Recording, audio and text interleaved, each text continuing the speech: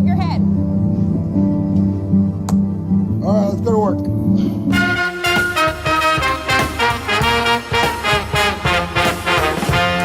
What do you plan to do if this whole dream of yours doesn't work That out? doesn't even enter my consciousness. I thought you said he was dead. He was. I checked his pulse. Locking this painting in the closet. Huh? Open the door, Smoke! I've had a few. A few what? A few small beers. Well, welcome to the Talk Film Society Awards Show podcast series 2025. I am your co-host for this, Marcelo Pico, and with me, as always, is the co-host of this as well. It's Siobhan Irving. Hello, Siobhan. Hi, Marcelo. Hey, how's it going? Hey. I'm doing great. You're doing great. I'm good. Happy to do another episode with you, Siobhan. Okay. Now, I'm not sure what's happening.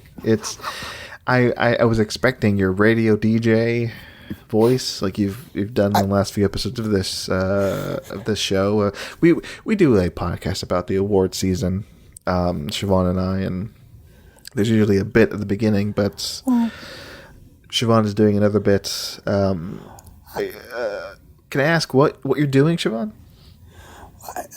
Okay, I tried to write one. I tried to write a DJ intro, and I just don't feel it's up to snuff. I was kind of put under the gun, didn't have much time, and I'm not feeling too proud of it, okay? Okay. And so... Well, I apologize for coming at you. I'm just trying to come in and be very positive and happy and light and fun today. Marcelo. Hey, man. Yeah. No. Let's just jump into it then. Let's just have a show. Who are we? I'm Marcelo. Good, but I have it. If you really want me to do it. I mean, if you have it, why not do it? All right. Now it feels like I'm forcing you to do it. You don't need to do it. You know what? No, you're not gonna do it. Okay, you're not gonna do it. Okay, no, it's fine. really bad. Okay, it's fine. Okay. So here we go. Who are we? Siobhan, who are you? I'm just a bashful little girl who never says anything bad ever. Right. And likes to talk about the awards. The awards, yeah. Award season. And I'm so happy. Yeah. I'm Marcelo. I like the awards, I like movies. I mean, we're fresh off the Oscar nominations announcement. That episode dropped a few days ago, where we commentated live over the Oscar nominations announcement with our guest Tara. Siobhan, now we're a few days after those nominations. Do you have any thoughts on those nominations? Oh, the Oscars. This is their first episode out to the Oscar nominations. It is, yeah. Wow. Yeah, okay. We've had time for this to sink in. Let that sink in. And my thoughts are that... By the way, this is the news, so we're now in the news. They're very interesting in some ways, but also very boring in a lot of ways. They nominated the same film like 90 times, like 5 times. Hold on. Oh, and by the way, this is our best costume design and best makeup and hairstyling episode. No, I think you thought I was saying the different thing. No, I just think that they No. There's like 5 or 6 movies that ruled everything. It did sound like you said that Sinners was nominated for too many awards. I'm not saying it at all. I'm not saying that at all. I think it's cool that it has the record now. But what I'm saying is that like there's too small a pool of films that did keep getting nominated over and over. This is true. I'm not trying to put words in your mouth, Siobhan. But yeah, I get that. But I guess my thought is like this group, this batch of awards, I can live with. Okay, maybe it needed to expand a bit more. Maybe, I mean, where's like No Other Choice, right? That was one that was clearly that's bonkers. Yeah. What's another one? Oh, Sorry Baby, completely shut out. Completely shut out. A favorite of mine that I think really had a shot of like maybe picking up 1 or 2 nominations, but no. What else? The shutouts are like they're just too numerous. 28 years later. Honestly, yeah. I would have nominated Linklater's Nouvelle Vague in there. Honestly, Nouvelle Vague is a weird kind of missing one. I agree. Let's see. Weapons of shut out. I don't know how you'll feel about this when you see it, but I really love Testament of Van Lee, and I really wish that shut out would have been in there for a few categories. Yeah. Boy, what else? What other movies? Jay Kelly. You sneer, but I think Jay Kelly was shut out. Yeah, Jay Kelly shut out completely. I honestly think it should have been nominated for like cinematography or maybe editing, maybe for Adam Sandler finally. But no, it's fine. It got shut out. Mission Whatever. Impossible, Tron Ares. Well, yeah, that's for score. Sure. Well, yeah, for things. Like, there's things. Wicked, that's massive. Okay, yeah. You know what? I was having this conversation before the recording with somebody I live with, but yeah, a little shocked. I think that film does some things rather well still, and I think it deserved maybe a few technical awards for sure. Ariana Grande, I think, should have been nominated, but that's just me. That's how I feel. That's how I feel. Yeah. That's how I feel, too. I don't think... Is that how you feel about... That's how I feel. Okay. I think it should have been in some technical things. Okay. It's at least very weird. It's very weird that it wasn't. It's very noteworthy that it wasn't. Yes. Okay. Yeah. Okay. Yes. We Wake can Up agree Dead on that. Man, nothing. Okay. Wake Up Dead Man is a big one because that one should have been nominated for. I think for screenplay. Screenplay, obviously. I Minimum. think O'Connor, Glenn Close, they do amazing work. Production design, cinematography for sure. That one, I don't know what it is. Why that one didn't pick up any nominations when the last one did. Glass Onion, I think, got nominated for at least screenplay. And this is the better one. This of the 2 Netflix movies, Knives Out Netflix movies. This is the superior one, and it got nothing. That's so weird. It's weird. What's going on, Siobhan? What is it? What? Okay, yes, this is serious. This is what we wanted to get to. Yeah. What is going on? Something is happening. Something's gone wrong. Something's gone wrong. No Springsteen. Okay, you know what? He didn't get his Oscar. A movie that maybe should have been nominated for like maybe at least Best Sound. I'm sure it sounds good. I didn't see it. At least Best Sound. I wanted Jeremy Allen White to be an Oscar nominee. I wanted Dwayne Johnson to be an Oscar nominee. Yeah, well, that movie didn't get shut out. I mean, we're talking about movies that got completely shut out. You're right. Smashing Machine. You're right. Christie. Black Bag and Presents. Of course, Soderbergh nowadays, he doesn't really care about awards anymore. Sure, whatever. Clearly. But, I mean, those were released early in the year that there was like really no way. But when it's been 25 years since he's been nominated, I think, for anything, it definitely hasn't won anything in 25 years, Soderbergh. Him not being nominated for directing, cinematography, editing in so long, that's just weird. I don't know what's going on there. So, also, highest to lowest. Highest to lowest. So, we are not the only people that I feel like that there's weird snubs. I went over to talkfilmsociety.com/Discord and I asked the people over there. No. Yes, I did. To the talkfilmsociety.com/Discord. I asked people to name their favorite nomination and their worst snub. I asked this immediately after the nominations came out. Dynamite Love. We're getting to it now. So these are people's most honest reactions. Right?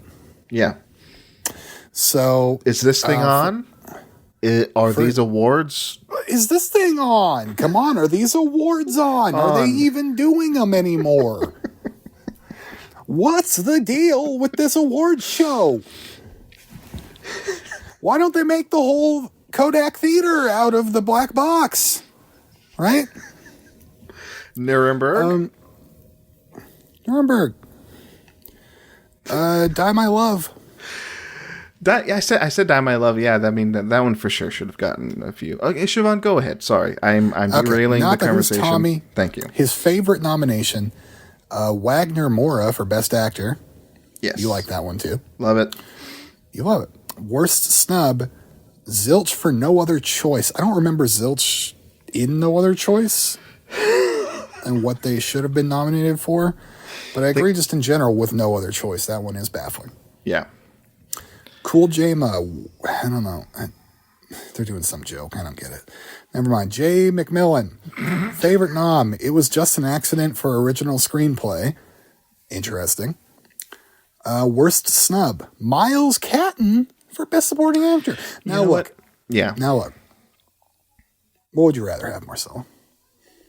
If you only have one, Delroy or Miles Catton? Delroy Lindo. Yeah. That's but no that's question. Not how it is. It's not. You can only have one. No, you could have had two. You could have had three. Joey, our friend Joey Hamilton, past and future guest. Favorite he was in my house. He was recently. I mean, did you catch him on the cameras? Maybe I should call the police. Favorite nom, Benicio del Toro for OBAA. I believe he means One Battle After Another, and The Phoenician Scheme in My Heart. Great year for Benny. Look, I think it's technically one of those that's kind of like one of those double noms. You know, you did two great things this year. That's how I'll be thinking of Elle Fanning's Sentimental nomination. It's like you did two really great things this year. Mm-hmm. Three with Predator Badlands. What's the third? Predator Badlands. 2 performances. Oh yeah, her two performances. Wow, yeah. Yeah. And 4 just carrying that thing around. 4. Oh no, 5. Death Stranding 2. Wow. Wait, was that last year? Yes, you're right. Oh, it was this year. It was this year. Yeah. Yeah, it was this year. Mm-hmm. Not last year, but yeah. Joey, worst snub, no other choice in many categories. We seem to agree. Mm-hmm. Zephyr, fave nom, Michael B. Jordan for Sinners. I also think that's cool. Yeah. He said he cried and called his mommy. I love it. Mm-hmm. Worst snub, Weapons for Best Makeup and Hairstyling. Interesting. Very interesting. Mm-hmm. Mike Schindler, M. Schindler. Favorite nom, PTA for Best Director. Mm-hmm. He big love PTA. He big love One Battle After Another. He does. Worst snub, Chase Infinity for One Battle After Another. That's a snub. That's a snub. It's a flub. And I think we might talk about this later. Who knows? With a special guest. But that one is a pretty big snub in my book too. Zephyr, I'd also like to add a head scratcher pick, Jurassic World Rebirth. Why? Now, I mean, sure, I guess. I believe it if you tell me that the dinosaurs look cool, you know? Mm-hmm. Yeah. The one that confuses me more in that category is The Lost Bus being nominated. A movie about fire. I mean, I guess it's David. A very real movie. A very real movie from the very real studio Apple, who also put out F1. Perhaps they have ways of getting in places. Mm-hmm. Paul Greengrass. I mean, that's interesting. I like him. Or it's been a while. I've been thinking about him. Are they produced by Jamie Lee Curtis and Jason Blum? Looks like a lot of fire. Sam shot first. Fave nom, Lindo, supporting actor. Worst snub, Chase Infinity, lead actress. Another vote for those. That looks to be everybody that responded to that one, but so like we got a lot of opinions out here, if you can tell. Yeah. Superman, nothing. Superman, nothing. You know, I was looking through the list. Roofman, honestly. Roofman. I love Roofman. I love it. I think that's absurd. Come on. Yeah. I think, that's it. And I just, the snubs, the flubs, the glitz, the glamour, you learn to take the good with the bad. And that's what it is. That's what it is. That's what it is. That's what it's all about. Taking the good with the bad. Yes. And we'll dig in further into the Oscar nominees, I think, as the season progresses. Isn't that right, Wink, Siobhan? wink. I don't know what that means. It's not like it's the a other secret. news, Marcelo. No, that's the news. It's the Oscar nominees. I don't know what else we can say about them now. You know that we'll say later. I know either. The news was great though. The what? The news was awesome. The news overall this past week, amazing. Great time to be alive. All right, next segment. What is it that we've been watching over there? Yeah. All right, who goes first? Oh God. Hold on, let me get my stuff open. Okay. So in the time since we last recorded, and we are recording currently, I've seen probably 38 million movies that matter. So I just need to cherry pick these. But I guess to decide, I'm going to flip a hockey puck. Flip that hockey puck. You picked Tails' Friends last time, and it didn't work. But I'm feeling it this time. Mm-hmm. Tails' his friend. Tails' his friend. So I guess, I'll just go first. All right. Oh, God. Let's see. I watched Best Picture nominee. Let's start with the Best Picture nominee, huh? You watched the Best Picture nominee? Watched the Best Picture nominee. One that's exclusive to Netflix, so that narrows it down to 2.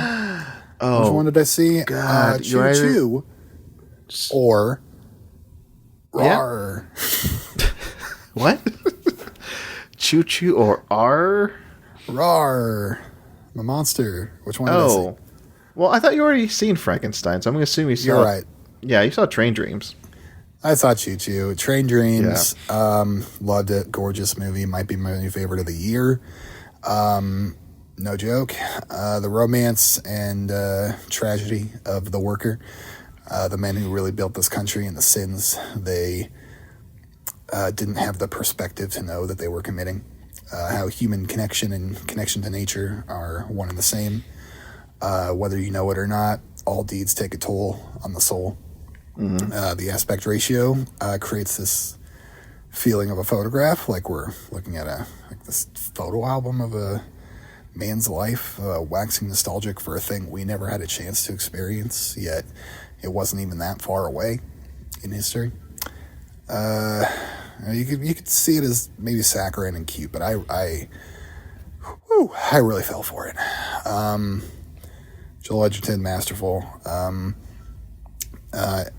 Narration reminded me of Jesse James, Assassination of Jesse James with the Coward Robert Ford. Yeah. And I really dug the narrative style. Beautiful movie, really gorgeous. I loved it. Mm-hmm. I'm glad you watched it. It's a beautiful movie that I managed to see in the theater months ago and had really no thought of it being like a big contender for the awards. I thought maybe it would have a screenplay nomination, maybe one actor nomination, but it got Best Picture. I'm happy about that. Yeah, got a bunch. Mm-hmm. And did Joel Edgerton get nominated? Did he? Let me pull up the list. I think he did. I think he did. Sure. So. And the actors in a lead role are Chalamet, DiCaprio, Ethan Hawke, Michael B. Jordan, and Ragnar Mora. He did not get in. Yeah, that's a shame. It's unfortunate, but again, packed field in that one, in that category in particular. I'm sure we'll talk about that later. Yeah, I mean, here's another one that I think should have got in there. Jake Kelly. I watched Jay Kelly. You watched Jay Kelly, a movie that I might talk about this later. My favorite film of the year. I've been saying definitely my top 3 of the year. Love that movie. I've seen it twice now. I can see it again. No, I've seen it 3 times now. I can see it again and again. Just love it. And every time I bring it up on this show, you laugh at me. I think you're just making fun of me behind my back now about Jay Kelly. So you saw this movie, Siobhan. What do you think? Marcelo, look, I get it. I see you in this movie. This is absolutely a Marcelo movie. Yeah. In terms of more recent Baumbach movies, this is up there. I like him. I think it's very good. Following an old aging star as he goes through a fifth midlife crisis. Mm-hmm. And the allusions to Clooney's career, the death of the movie star, the blah blah blah. It's all effective. It's all done very well. And a lot of good running jokes. The cheesecake is very funny. Made me laugh. Sandler's really sweet in it. Clooney's fantastic. It's really that George Clooney can do something like this that is like basically like making fun of himself and looking back at his entire career, reflecting on his life, and doesn't get nominated. And it's just this beautiful way. It's crazy. Mm-hmm. It's crazy. Mm-hmm. Yeah, it's absolutely insane to me. Mm-hmm. Genuinely, I think George Clooney really should have been nominated. Anyway, yeah. But yeah, great. And yeah, I liked it a lot. And will I keep making fun of you? Yeah, of course I will. But, absolutely. Thank you. It is a good movie. Yeah. Well, yeah. I love it, and I think I said I watched it before we recorded our supporting performances episode with Elise Poston, and I can't remember if I said this on the show since then, but I didn't put Sandler in my 10 for supporting performances, but after seeing it again 2 more times after that, I'm like, yeah, he does incredible work in that. That is like really subtle. That it's less of like the Sandler we know, maybe so much so that like it's hard for me to like wrap my head around. Like this is like the Sandler I know. It's an interesting performance that I think I took for granted. I think the first time I saw it. So yeah, I think he's really good. I think he should have been nominated, but whatever. I loved Greta Gerwig's characterization. Like she's like, I don't know. Not the expectation from that role. I don't think like from like Jay Kelly's wife. This is how she acts. Mm-hmm. Or no. Adam Sandler's wife. This is how she acts. Yeah. Anyway, I've got a couple more. I guess I'm going to hold back, but I do have to talk about these. Return to Silent Hill. I went out to the theaters. Had a big movie day, baby. Mm-hmm. Return to Silent Hill. This is a movie you've been anticipating for years? Potentially years, yeah. Whenever yes, definitely years, because the rumors started years ago, yeah, and I've been following it ever since. And finally here, and my feelings are complex. I'm not really swinging. Like, there's a lot of stuff I really like, visually especially. I think it's a treat. Narratively, I think there's some odd, baffling choices made that upend things, and structurally, it's kind of a mess. But as a journey and as like a visual showcase, it's very cool, I guess. Like, it's something that like, it's still swirling around my head, been a couple days, and I would really like to watch it again, and see how it evolves in my brain. Yeah, yeah. But for now, I'm still kind of middle of the road, I guess. I'm non-committal yet. Well, at least you didn't hate it, right? I did not hate it. No. Okay, yeah. It's certainly not. I would not call it like a bad or terrible movie. Yeah. Do you think I should go see it? Do you want to? I don't know. I mean, why not, right? I mean, you know me, right? Yeah, I know you. You're Siobhan Irving, right? Right. Now, remember how I just mentioned that I watched Jay Kelly? Okay. I did that for you. Okay, yeah. You know what? I have watched movies for you in the past. So you know what? Maybe I'll take the trek down to Silent Hill in the next week because I think it's only going to play for not that long, yeah. right? I think if you want to go to this movie, go to this movie. Yeah. Go now. Yeah, I got to go now. Yeah. Next up, I saw another film. Didn't just go to one film. I went to 2.5 films. And we'll get to what that half is later. But number 2, I saw 28 years later, The Bone Temple. Oh, Bone Temple. You got boned. Getting boned down in the temple.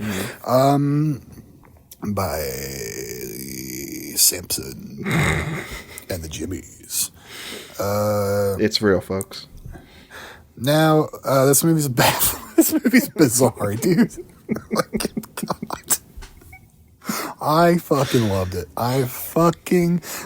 it. This was following a viewing of the night before where I revisited 28 years later, just to be fresh, and I ended up coming away from that movie like profoundly moved and seriously, like, I think that's one of my favorite movies from last year now. I really adored it. And it, profoundly moved. It affected me, emotionally. And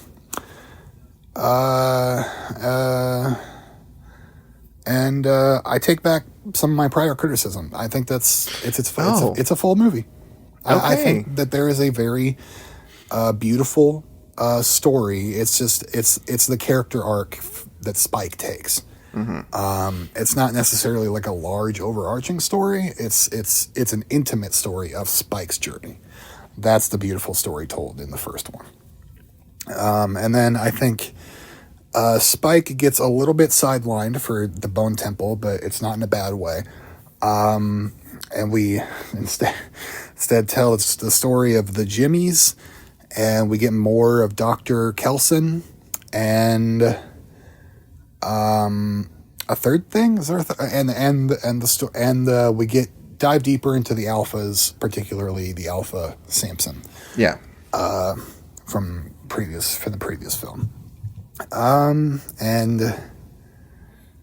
Holy shit, this movie does things. It's a wild ride. And I'll tell you, favorite film of the year. It's January 25th.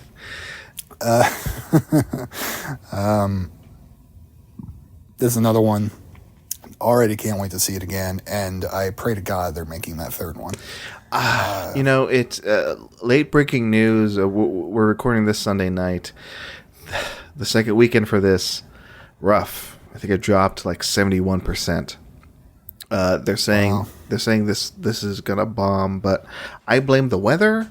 I blame like word of mouth of the first one. The fact that also it's on Netflix 28 years later, and maybe people are saying, "Oh, just wait till this new one comes on Netflix." Weird branding as well. Yeah, 28 years later, and then 6 months later, 28 years later, the Bone Temple, and this is a part of the 28 Days Later franchise. Yeah, it doesn't compute. Also, like, we've already seen the Bone Temple. Like, is this not just more of the same? Yeah, the Bone Temple isn't new. Yeah, no. We explored that pretty heavily in the last film. Can I jump in and say I also saw this this week. I saw it for a second time. Now, I had issues with Bone Temple, part 2 of this saga, and they all pretty much went away with my second viewing. Like, cool. I love this movie now. I don't want to get fully into why, This didn't work for me the first time. Yeah, I don't want to do any spoilery shit yet. No spoilers. But I'll just say, like, the ending of Bone Temple, we've talked before about, I think off mic, about, like, your issues with the first one 20 years later. And like I said, I don't think I said this on mic. I said, the issues you had with 28 years later are the issues I had with Bone Temple in terms of the ending. But I think, I don't know, now having seen it a second time and kind of the whole thing clicking for me more now with the second viewing, not that big of an issue anymore. And I think the story that the Bone Temple tells, what it focuses on, I think it's like beautiful and not as good as 20 years later, story wise, visually, editing, but still, it's still an excellent movie, like in this franchise. So I love it. It's my number 2 movie of the year. It's right behind Nirvana the band, the show, the movie, which I think is a stellar movie that's coming out later this year. So I love that you love the Bone Temple, Siobhan. And I love that that's if any film's beating it, I'm happy it's that. Because frankly, it'll probably beat it for me too. But yeah, Bone Temple, I pray we get a third. Just finish this, finish Spike's story. I got to see it. Yeah. There's so many, I don't know, you can say dangling plot threads. Not really. Like, kind of. The way the story's told is just, it's so unique. And, like, I just want to live in these vibes more. Like, it carries over the vibes very well from the first film. Yeah, I think Nia DaCosta does a great job. I was very happy that I finally, like, love a Nia DaCosta film. Mm-hmm. Yeah.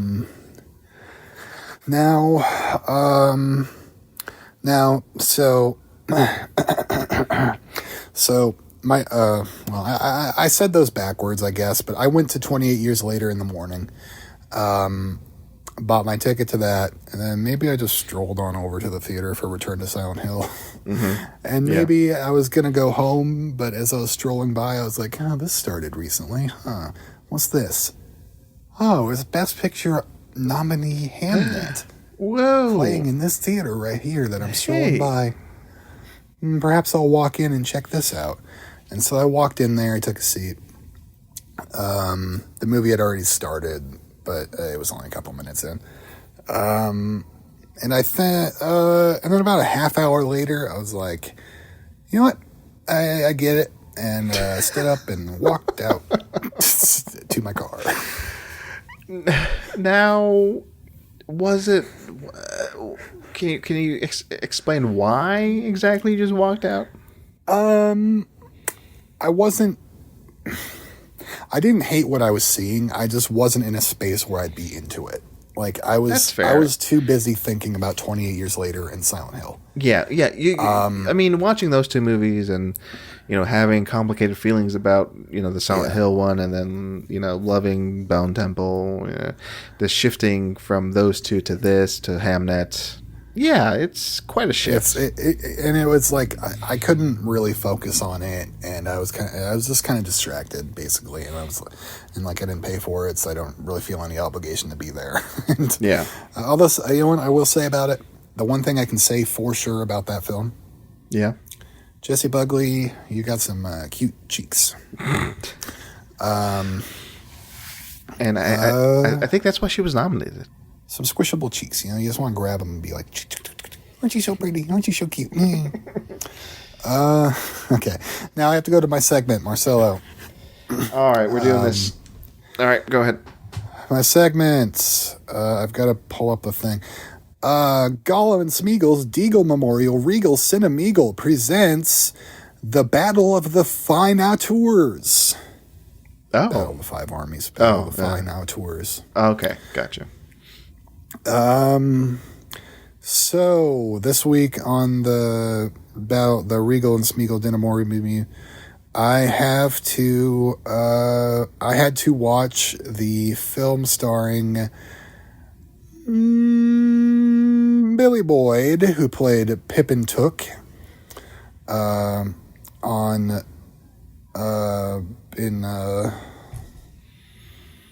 Lord of the Rings. Yeah.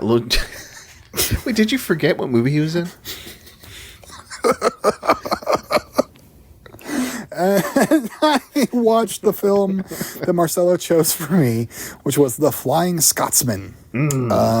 It's the true story about Graham Aubrey, a true small-town amateur cyclist who decides to redesign the bicycle and how one rides it to be more aerodynamic with the goal of beating the 1-hour distance record. But he's poor, so what he uses for parts, he takes from a nearby dump and uses them to build the bike in the priest Brian Cox's old barn. Also, he's got bipolar disorder and suicidal depression. And there's a lot of ups and downs along the way. And Pippin Took, Billy Boyd, plays his best friend that becomes his manager, Graham. I don't remember the actor, but the main guy is fantastic. It's a really well done performance. The man, he doesn't like that he's poor and that he's built his own bike out of washing machine parts, or they don't like his new position that he rides his bicycle, so they banned it, and he invented a new, even better position that later was banned after too many people started winning with it. And then that position ended up being banned until 2014. It's just not an inspirational sports movie, but it's a good one. These inspirational sports movies, like, I don't know, they feel pretty much exactly the same. There's a formula. About the best you can hope for, some great performances, and that their formulaic nature doesn't become too much of a drag. And I would say you get both those things in this. Some great performances, and I never felt drag in this film. I was very into it. I would recommend this for a light morning watch or something. I mean, it's not a true Rocky, but that's what is. But it's good. It's totally good. But we're good. We do have to decide what we are watching next. Marcelo, Yeah. would you like to play a game of Jigsaw? Would you like to play a game of strength or a game of desire? What intrigues me is how through the podcast medium we can play a game of strength. So I'm gonna say strength. So I remember on the first episode, I thought I presented you with wits versus strength, and you chose strength, but I misheard you and thought you said wits. So this is the second time you picked strength, and now this you're gonna time pick we're the other actually one. going to play it. Oh, okay. This time we're actually going to play it. Okay. Marcelo, do you have your cards with you? Yeah. Give me a second. Gonna get the cards here. Yes. The Cinephile card game. Okay, hold on to those. This episode is not brought to you by Cinephile. The Wheels is not sponsored. Before you pick one, we have to pick our fighters. Not too many left. We got Gandalf the Grey, the wizened wizard, leader of the Fellowship. Gimli, dwarf of the Lonely Mountain. Boromir, High Warden of the White Tower. Merry Brandybuck, Master of Buckland. Or Samwise Gamgee, Frodo's fat fucking little shithead gardener. You know what? I'm gonna go with Gandalf. Wow, I was gonna pick Gandalf. I'm gonna take Boromir. Okay. Boromir versus Gandalf the Grey, an even All right. match. In a game of strength. Marcelo, what we're going to do is you're going to pick one out there, and we're going to take turns naming as many people, Okay. as many movies with that person as we can. Gotcha. All right. Now, for those who don't know, Cinephile is a card game in which it's just an actor and a movie on each card. So as soon as I pick, this actor, there's going to be a movie listed underneath. So You say that movie. okay, and then that'll be the start. That's how and we then it'll start go it. to me. Okay. Yeah. Now this is going to be completely random. I have 2 fat stacks. I'm cutting These fat stacks.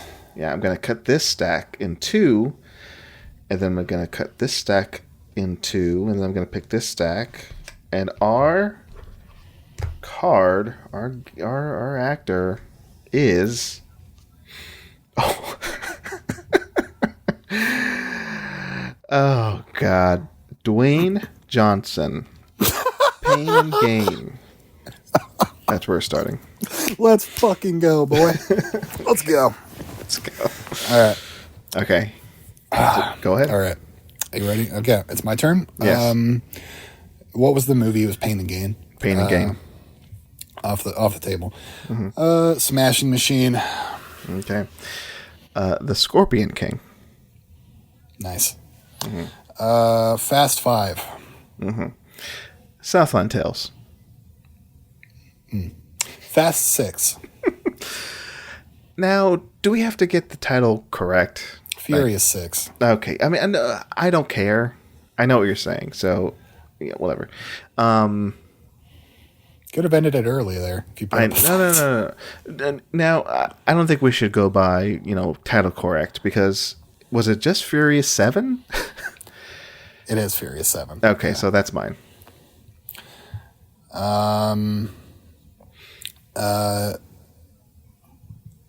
Shit.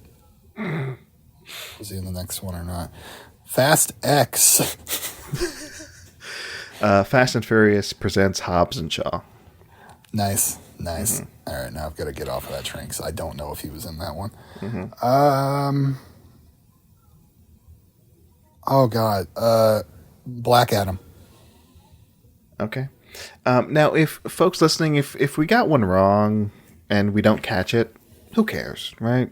As long as we catch it here, okay, that's what matters. I'll catch it when re-listening. Yeah, and then you'll come back next episode and you'll correct us. Yeah. Walking Tall. Wait, which one did you say? What did I said? Black Adam. Okay, and then I'm saying Walking Tall. Okay.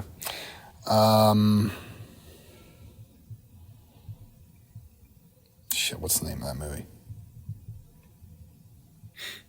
Should I have a timer? Oh God, The Game Plan.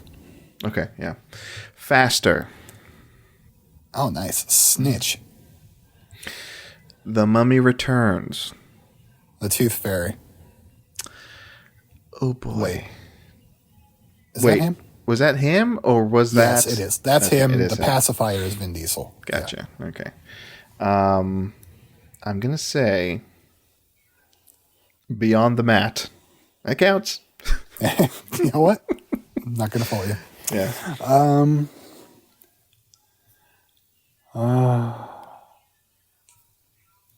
Oh boy. Yeah. This is where it gets tough. Oh boy. No, The Bridge to Terabithia. Okay. Yeah. The Bridge to Terabithia. What about? Hold on. Oh, I think you got me. I'm trying to. I've got two more. I don't think I have one more. He was in. I'm gonna get the title wrong. The remake of Race to Witch Mountain 2. I don't know what that one is called. Okay, Marcelo, I think I was wrong. I think that's what I thought of. Oh, wait a second. I said Bridge to Terabithia. Should we look it up?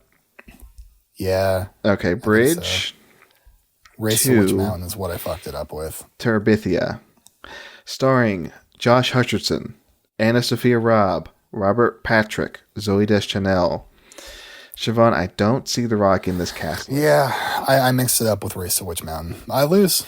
But I was going to say Journey to the Center of the Earth and the Jungle Cruise.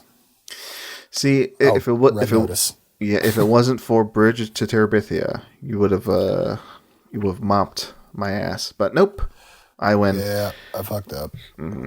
All right, Siobhan, well played. I'm so upset. But who dies? it looks like I lost, so that means Boromir. A spell was cast from Gandalf that threw Boromir back and impaled him on a bed of spikes that was up against the wall. Mm-hmm. And then he's cast another spell to like kick him even further into it. So we are going to watch a film starring Sean Bean in Boromir's memory. All right. Marcelo, do you want me to watch Troy or Caravaggio?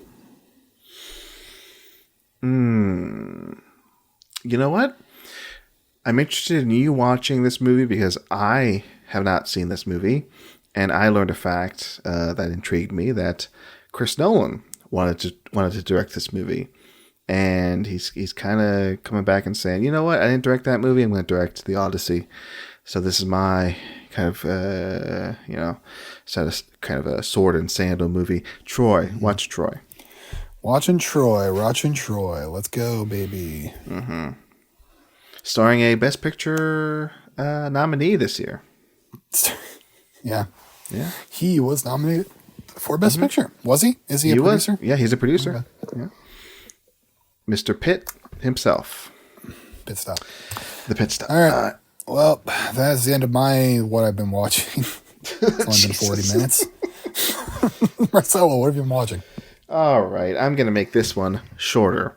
So, this is the segment within my segment of Hey, What You Watching? This is, hey, I should have put this on one of my lists in a few episodes ago when we were talking about this category, but I didn't put it on the list because I had not seen it yet. Yeah. If I can get in there. I mean, Train Dreams I won in my cinematography past. Mm-hmm, yeah. And also in my... Nope, just my cinematography past. And then Jay Kelly, I don't need to change anything for that one. Well, it's not anything bad against the movie. It's just categories we've done already. And That's then fair. 28 years later, I might have bumped up to like something else. This is Train Dreams in cinematography. That's my, hey, it should have been in there. Mm-hmm, yeah. My two should have been in there. Movies are this. I'll start with this one. The Voice of Hind Rajab. Is it Hind? Can you confirm that? I honestly don't know. Okay. I believe say Hind, but I don't know. I believe the pronunciation is different in the film itself. But let's go with Hind Rajab, and apologies if I'm mispronouncing it. Incredible film. If you don't know what this is, it's based on a true account of a 6-year-old Palestinian girl who was murdered by the IDF back in 2024. So this is recent history. Jesus. Yeah. And this is a dramatization of what happened with actors playing the people on the line with her, the emergency response. Now, what's brutal about this film is all the audio that is played in the film is real. It is from the real account, the real little girl you hear on screen, and the thing I have never seen before in a film like this is it intercuts real footage of the real people, the responders. As all this was happening, they were being videotaped on phone, and you also hear the real people's voices come through every once in a while. The way that cuts in and out of the film, I think, is very interesting. I think very well done, because it really it reminds you that this actually happened. And if anything, this at times feels more like a documentary than a narrative film. So. Very happy it was nominated for Best International Film. Very much deserving. Looking back, I would have put this on my Best Sound category. Firmly in there, because it uses sound in in a way I've not really heard before in a film. Like I said, uses real life audio interspliced with actors recreating that audio, and then it cuts back and forth from like the real people on the other line. Also, you hear their voices. So fascinating use of audio in this movie, and incredible film. So that's one. The voice of Hind Rajab. My other movie I want to mention that should have been in a past category that we've already talked about. Best visual effects for Resurrection. Now, Resurrection. I'm going to pull this up because I've heard this movie described in so many ways, and I gotta see this so bad. Yeah, it's directed by Gone, and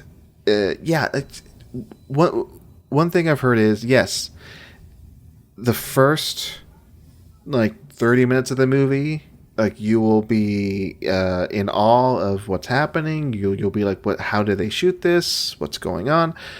That is correct. The first 30 minutes of this movie, I was like just in awe. Like, whoa, what is happening? How do they do this? The visual effects in this film, just in those 30 minutes, incredible. I'll definitely put this on my visual effects list. And what's happening in this movie, I first viewing of this, and I'll come back and watch this again, you know, if this comes out on like Blu-ray or something here, like I'll pick it up. I think it will, because it's a Janus film, so it might come to Criterion. I think it might have already been announced for a disc release here stateside. I'll rewatch it, because the first time I saw this, I really had no idea what was going on. The plot I had to read back. It all takes place in a dream. It deals with the five senses. It's sort of an anthology film. It's very hard for me to explain, but it's in chapters, and each chapter is unique. It's uniquely shot. Like there's one chapter that is just all one long take, which is incredible. That's my kind of shit. And yeah, visual effects wise, what it does in this movie, I'll just say it takes techniques like from silent films. Reminds me of sort of like what Francis Ford Coppola did, like with Dracula in the 90s. Like these are just mind-bending because we don't see them that often on screen, like these types of visual effects. So yeah, Resurrection, incredible film. I'm glad I saw it on the big screen. And yeah, it's a Janus film, like I said, so I'm pretty sure it's going to get, you know, it'll probably be on the Criterion channel, you know, soon enough. So yeah, I saw those two movies, and those two movies I would put on my list if I had seen them before we made the list and before we talked about visual effects and stuff. That is the end of my segment, Siobhan. Beautiful. Thank you very much, Marcelo. I gotta see Resurrection. I've been so excited about it for months. Yeah, I'm glad incredible. you saw it, and I can't wait to talk to you about it, genuinely. Yeah. Well, all right. I guess that is what we've been watching. That's who we are, and that was the news. And we played a game. So, did we mention that we're here to talk about best makeup and hairstyling and best costume design? And we did. We have a special guest, Richard Newby. Now, I said everything except Richard Newby. Richard Newby is here, folks. We should have said that at the beginning of the episode. Yeah, we have a special guest of renown here with us. Yeah, I know. Yeah. We made a mistake by not saying who was the special guest. Well, maybe we can just re-record that intro we'll make later. Lots of mistakes. So now, I mean, Richard is in the waiting room. We're just going to bring him in, and we're going to take a break. He had to wait through all of that. I know. We did not want to make him really suffer. Yeah. He's really gracious for doing that. Yeah. So he's going to bring to us his favorites in best costume design and best makeup and hairstyling. We will give our picks as well. And we'll be doing that, folks, right after this break. We'll be right back.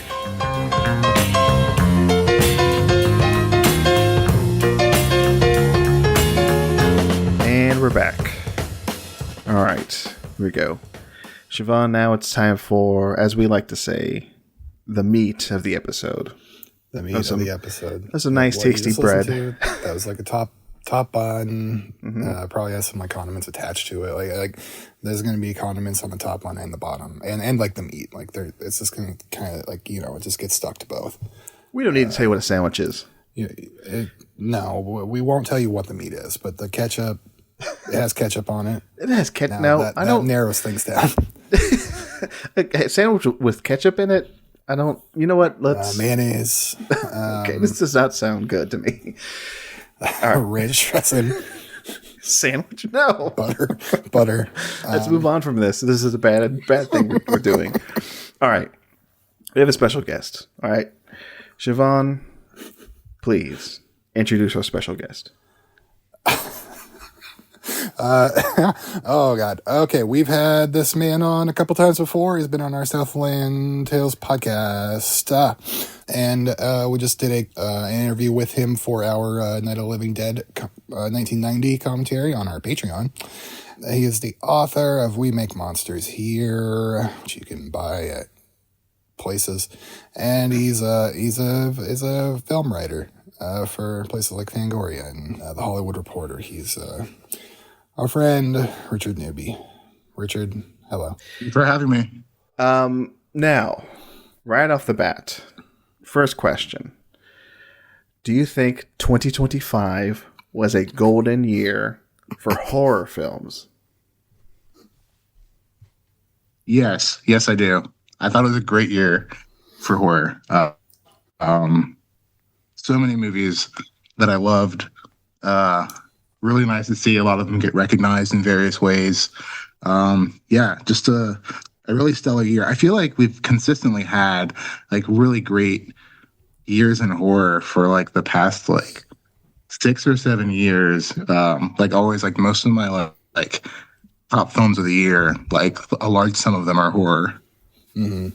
Mm-hmm. Yeah. Now, I have to say that this has been a running bit on this show for this past season. Is I ask that question of Siobhan and our guests every episode, every single episode. But I think it opens up the conversation because I'm in agreement with you, Richard. It's been quite a great year for horror in film, so much so that the most nominated film in Oscars history is a horror film.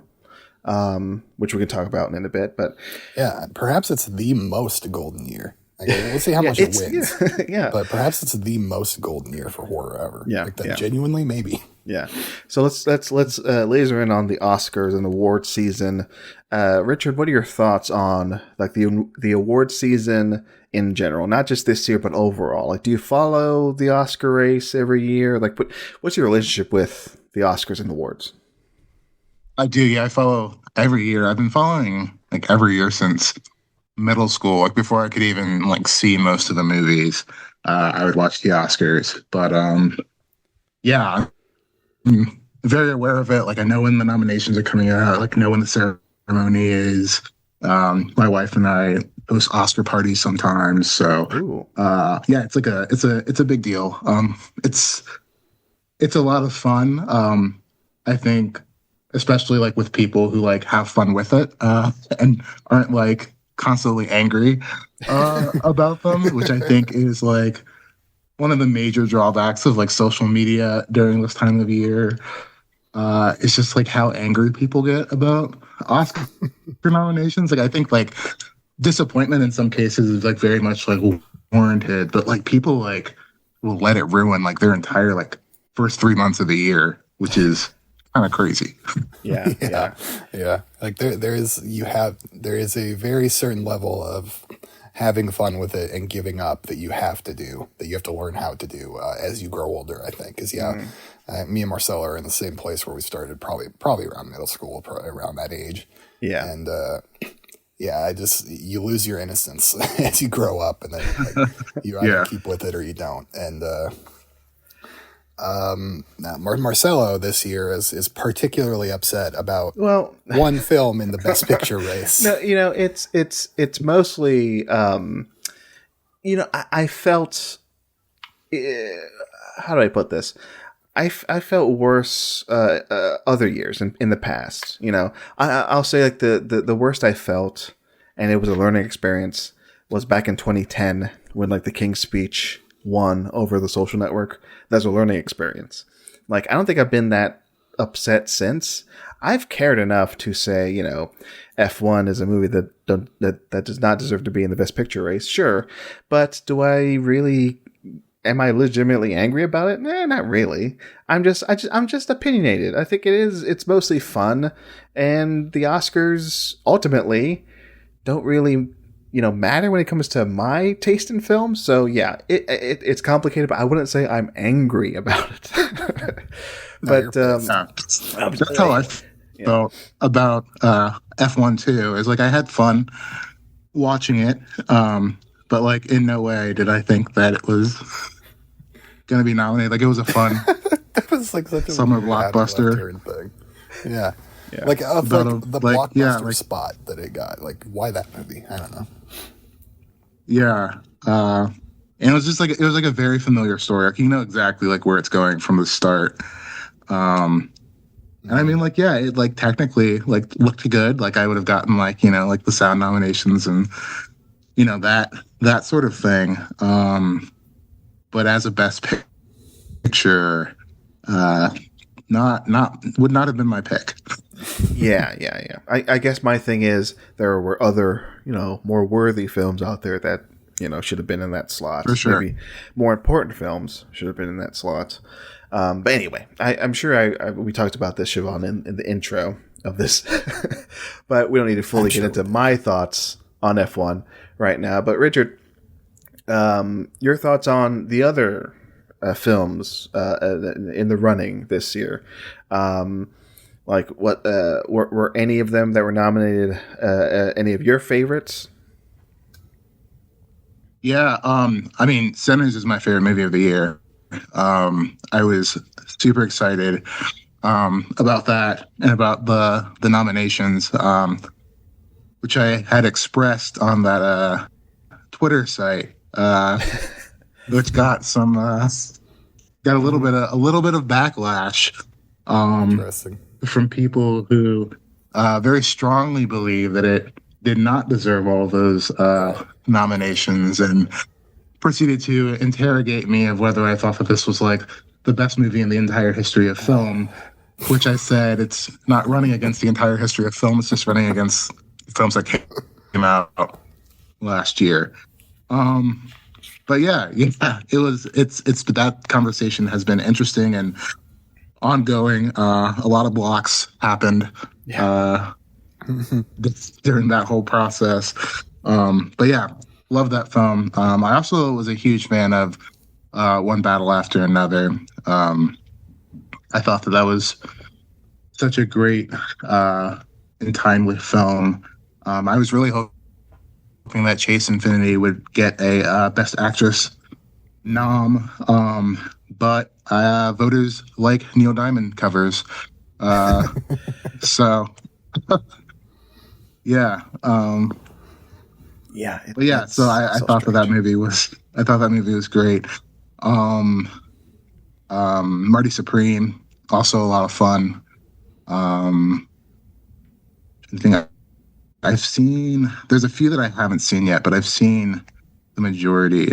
Some I still have to catch up on. I have not seen Hamnet yet. Mm-hmm. Frankenstein I liked a lot. I'm a big Guillermo del Toro fan. I actually got to see that in theaters here. Thankfully, they had like a one-night showing here in Columbus that we went to. So it was like awesome to experience that on a big screen. And then Begonia, also great movie. I thought it was really wild. I was really expecting Jesse Plemons to get a Best Actor nom, but then there's like not, like I don't know like who I would replace with him, which is always the kind of like tricky thing with Oscars, because it's like I think that all of those performers are great, so there's not like one that I would like sub out, but I just thought that Jesse Plemons was great, and expected him to be in there. Still have to watch The Secret Agent, and Train Dreams, and Sentimental Value. Mm-hmm. Yeah. I mean, speaking about that Best Actor, category, yeah, I'm in agreement. Like, I don't know who I'd kick out. I loved everybody in that category. Chalamet, DiCaprio, Hawke, B. Jordan, and Wagner Moura. I've been praising Wagner Moura's performance in Secret Agent for like weeks now. Like, I'm so happy he got in, and I feel like he might be, really like I wouldn't be surprised if he got the Oscar over Chalamet, come Oscar night. But we'll see. But yeah, Plemons is just so good in Begonia. Wait, Siobhan, you haven't seen Begonia yet, have you? I've not watched Begonia yet. I'm not typically a fan of Yorgos Lanthimos. Like, I really dislike all those movies I've seen intensely. And I've said in the past that the only way I'll watch another one of his movies is if they win Best Picture. But now I'm here faced with the reality of another one being nominated, and I have access to it, and I could watch it pretty easily. So I don't know if I will or not yet. I'm basically waiting until we get down to the wire. Yeah. And if I've seen like 8 out of 10 or 9 out of 10, and it's all I need to fill the gap, I will. But but for now, I'm still staying away from it. Mm-hmm. Gotcha. I've seen 6 at this point. Mm-hmm. Yeah, I've been lucky enough to see all 10, and yeah, I'm very excited that more people, and that's one thing I love about the Oscars. People can say, oh, it's about these Oscar films, and like, nobody watches these. This puts like a spotlight on some films that some people that would not even think about. Like, I love that more people are going to seek out The Secret Agent and Sentimental Value and Train Dreams. And it's like Train Dreams is like kind of an underdog movie for me. That's like, oh yes, like more people will see this. It's on Netflix. Please watch it. It's incredible. So, and then it'll get in, and the Netflix movies like that and Frankenstein will be getting into like the bigger chains like AMC's Best Picture in theaters. Yeah. So you can also see like the Netflix movie in a theater, which is pretty exciting for something like Train Dreams, which is just, and Frankenstein, which are just gorgeous movies. Yeah, absolutely. Yeah. So Richard, yeah, you mentioned like Chase Infinity, which I also agree. Like, I think she should have been nominated for sure. But were there any other movies or performances that you wish maybe should have gotten some appreciation at the Oscars this year? I didn't expect him to get nominated just because of how the Oscars work, but I was really blown away by David Johnson in The Long Walk. Yeah. I thought that he was fantastic. He's quickly becoming like one of my favorite breakout actors. I thought that he was great there. I also really loved Ralph Fiennes in 28 Years Later. I thought that he was great there, although perhaps even better in the most recent one. Yeah. So maybe he has a chance next year. I don't know. It's early, but I really like his performance. I know it's so early, but I wanted to like nominate him now after I saw that film. After I saw Blood Temple. Yeah. Yeah, that was really it. Like, I was pretty pleased overall with the acting nominations. I didn't see Song Sung Blue because it's just not something that I am interested in. But like, I've seen like the trailers and the clips, and like I know the story, and yeah, I don't know that acting nomination. I don't know. There was a lot of like press about it, like before the nominations came out. Like, she was like really like gunning for that nomination, and like there are even like articles, like interviews with her of like, Kate Hudson is finally like gonna be like an Oscar nominated actress, and I have nothing against her. Like, I've enjoyed many of the performances that she's done. I just think that I think it was an interesting choice this year. Kind of like when Renee Zellweger was nominated for that Judy Garland movie and she won. Yeah. That was just like huge huge. Like I was just blindsided by that, but yeah. I don't know. Like sometimes the Academy just makes those decisions, and I'm like, yeah, that's just the Academy being the Academy. It is. It's a reminder that they're just a big club, and they like to nominate one of their own Hollywood people. Yeah, not so. It's not so often that like an outsider comes in and like rises up to the top. They go, oh, you know what? Kate Hudson hasn't been nominated. Like, bring her back. But I haven't seen that movie either. Maybe it's good. I don't know. I don't know.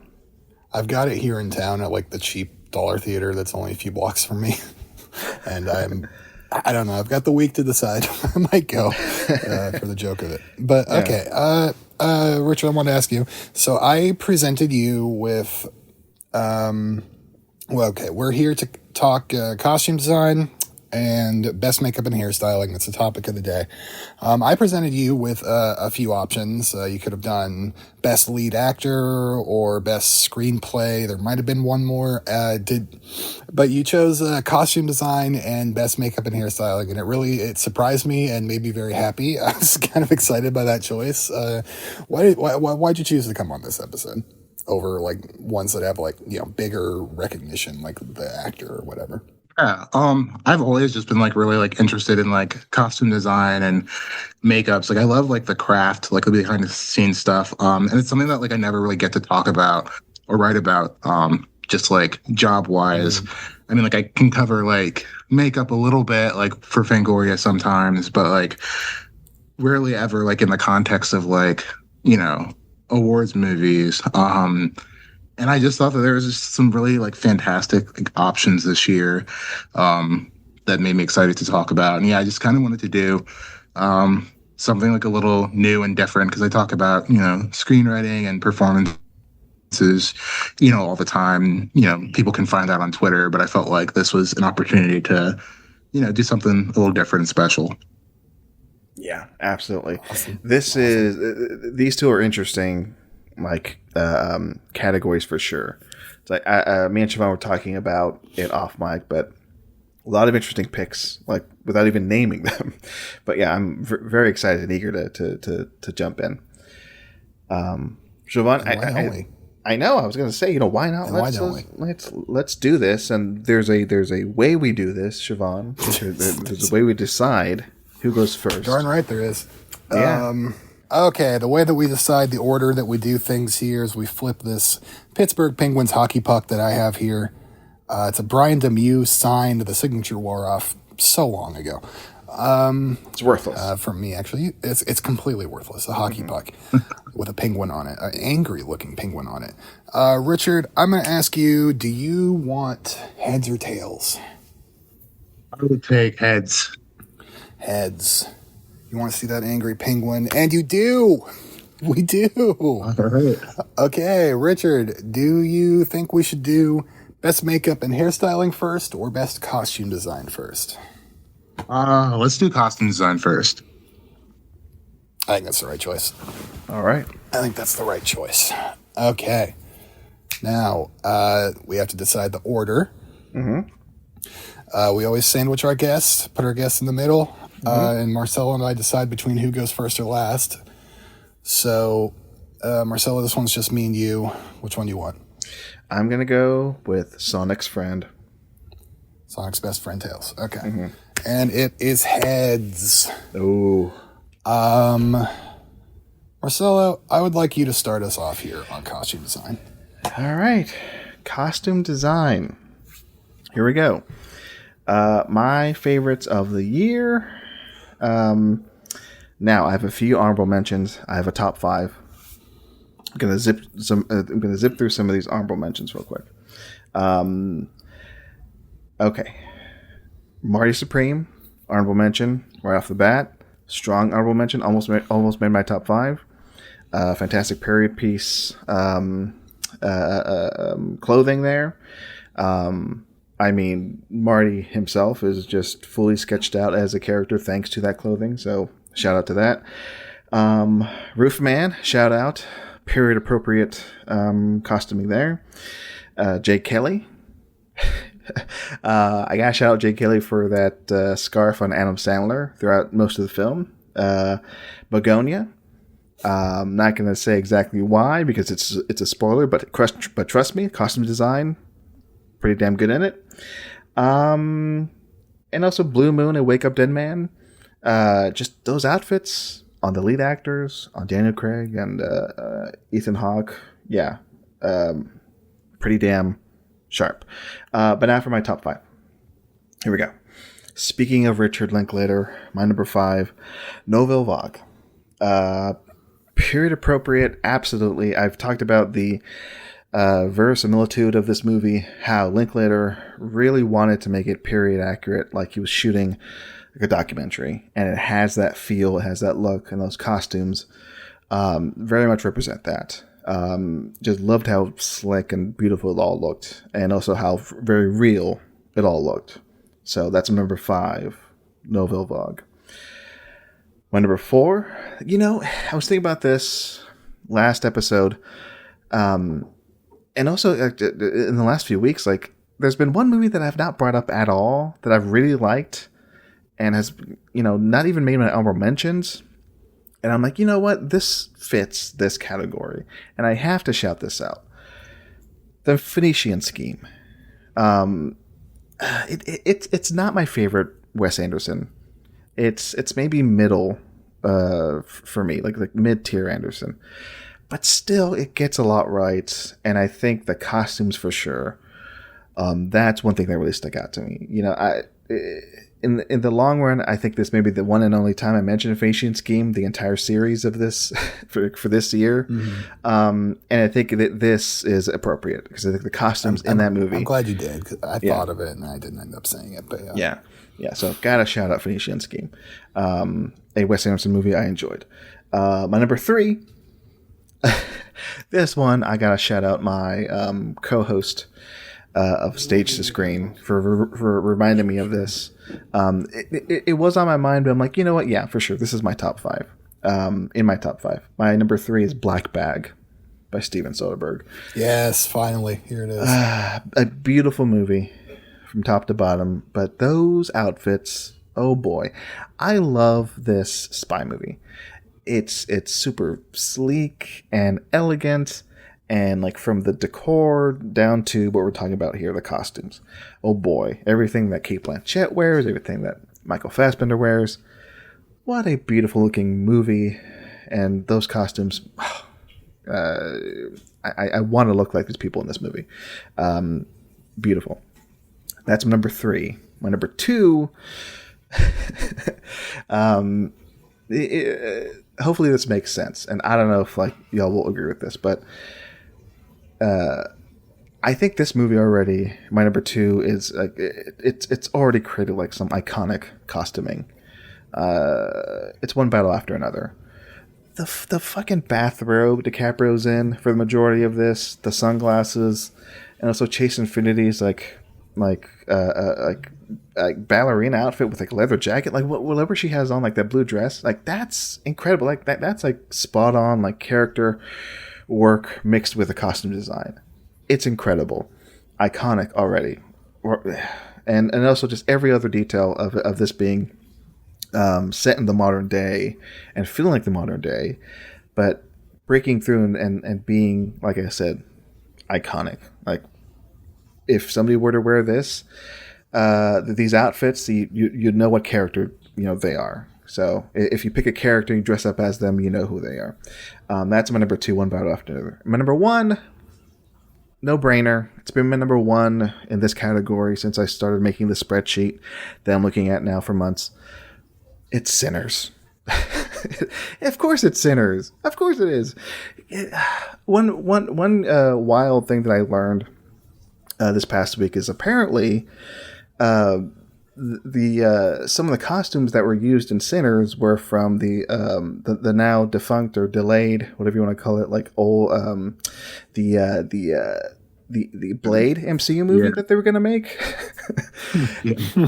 And that to me is like so ingenious. Like yes, like make like transforming everybody in this movie, putting them back in this time period, with like outfits from like a defunct Blade movie, like that blew my mind. Like, whoa, really? That's what that's from? But of course, not every costume we see here is from that movie. But the ones that are up front, I'm sure were made for this movie. But man, like even like just the fact that Michael B. Jordan's 2 costumes are just so distinct and just so appropriate for each of those characters, like that alone earns it my number 1 spot.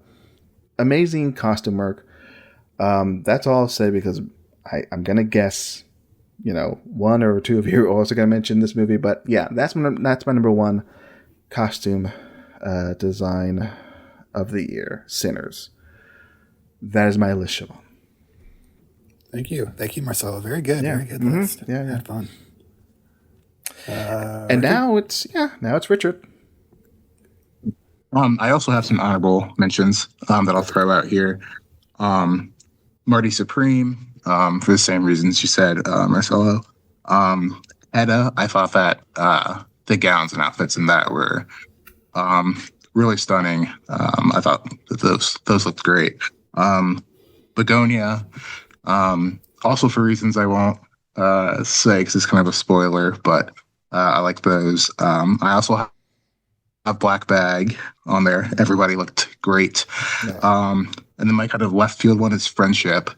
I really liked the way that those outfits worked on the characters, and like I loved Tim Robinson's characters, like khaki pants with like the same colored like long like khaki colored coat. Just like the like blandest, most like boring and awkward just like get up. So I got a kick out of that one. That was fun. So onto my my top 5. Number 5, I have Avatar: Fire and Ash. I thought that the costumes, especially for like the newly introduced Ash tribe, I thought that they were really beautifully done. And I also think that like it's kind of interesting because like I saw when the nominations came out, and there were people who were confused about like they said like, well, aren't these like CGI, like how is it up for costume design? But like they actually like the costume designers like designed like all the like physical pieces, and like we're very aware of like how they would move like when done digitally. So like the digital artists would like study the actual like handmade like costumes and the beads and the fabric and stuff, and just like the costume designers and VFX team like work together to like talk about like the ways in which they would move through the air when they're flying, or how they'd work in water scenes and things like that. But then also like the deviations in the costumes between the different tribes. It's just like a crazy amount of detail that I really appreciated, and also just like kind of like a new way of thinking about like the importance of like costume design. Because I feel like even though it's been like 15 years or whatever since the first Avatar movie came out, like I still think it's kind of interesting that like so many people like don't like fully comprehend like how it was made, and that it's not just like everything it was just like digitally rendered, that they're working with actual like props and costumes. So that was my number 5. My number 4 is One Battle After Another. And yeah, very much like you said, Marcelo, like their costumes are just like iconic right off the bat. Mm-hmm. I love the bathrobe and the toboggan and the sunglasses, and same with the ballerina skirt and the leather jacket and the boots.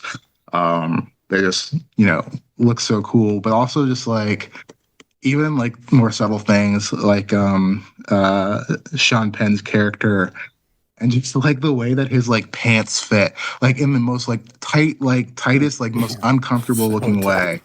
Like tight. They're so tight. And I feel like that really just like adds so much to his characterization. But like I just like it cracked me up just like how like form-fitting they were in that movie. But yeah, that is my number 4. Number 3 is Frankenstein.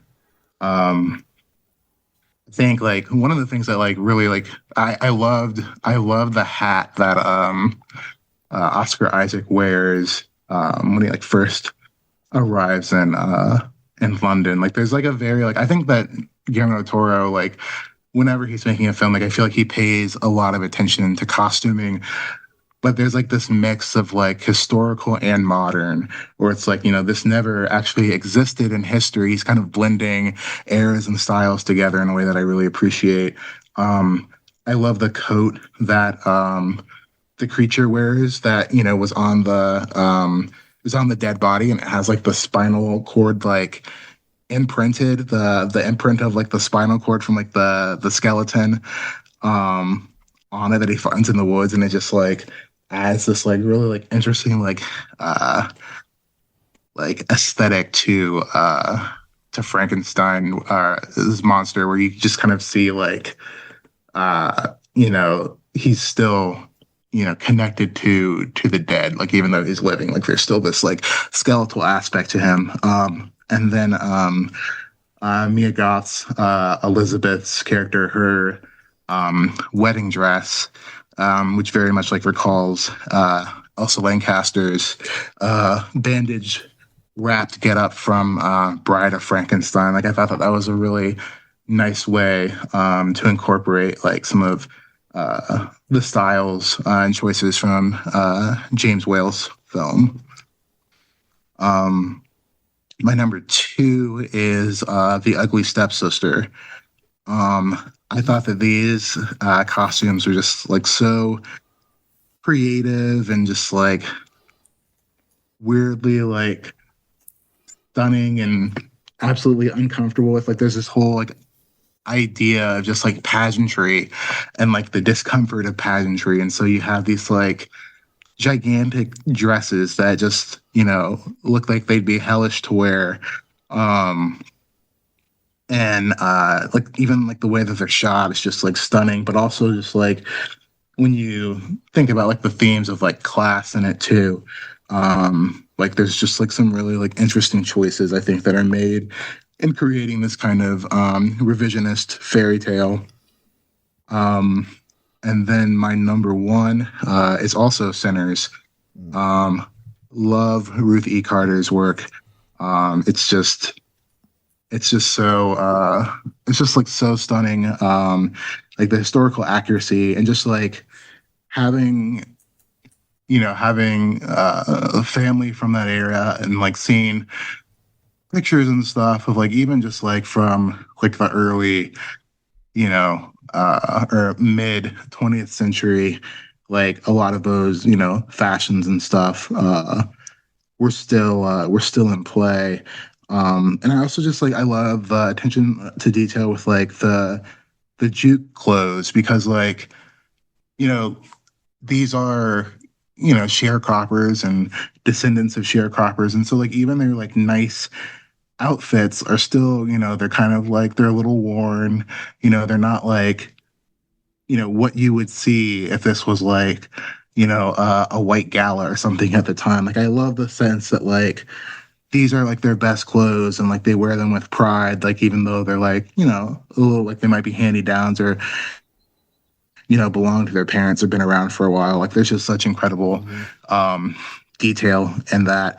And then also just like in terms of like distinguishing the characters, but I also think like the way in which like they like highlight like the different aspects of Black bodies, which I also think like I'll get into later in the next category.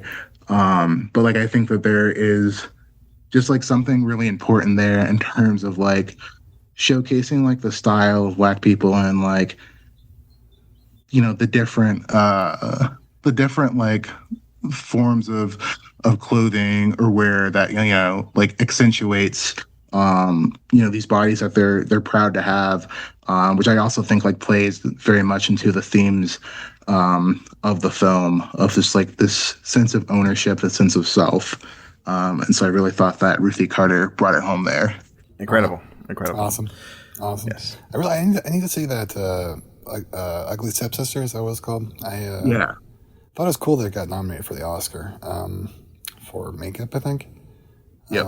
I've got to see that too. That one just flew by me. Ugly Stepsister. And then now it's a Oscar nominee, which is incredible. Very cool. Very cool. Okay, my list. My one honorable mention. I want to say I think the Thunderbolts costumes are like my favorite, Of course. Marvel costumes in a while. Probably really since Eternals. And they all feel really lived in and like very specific to their characters and like junky and like second tier superhero in a very appropriate way to the film. Really add a lot of personality to those characters. But didn't just got moved off of my list while Richard was talking. And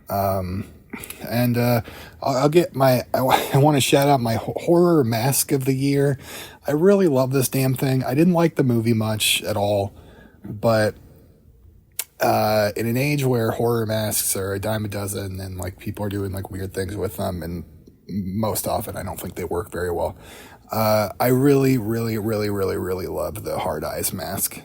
Mask. The big emoji, big red heart eyes glowing. The implication of what he can see under that mask is so fun. Like, it's just that's a fun mask. It really captured my imagination. And I wish I liked the movie more. Okay, costume design. Number 5. I similar to Marcelo, I've been waiting for a movie to like fit it in somewhere all season, and I haven't been finding it, and I think I finally found it. Number 5, Darren Aronofsky's Caught Stealing.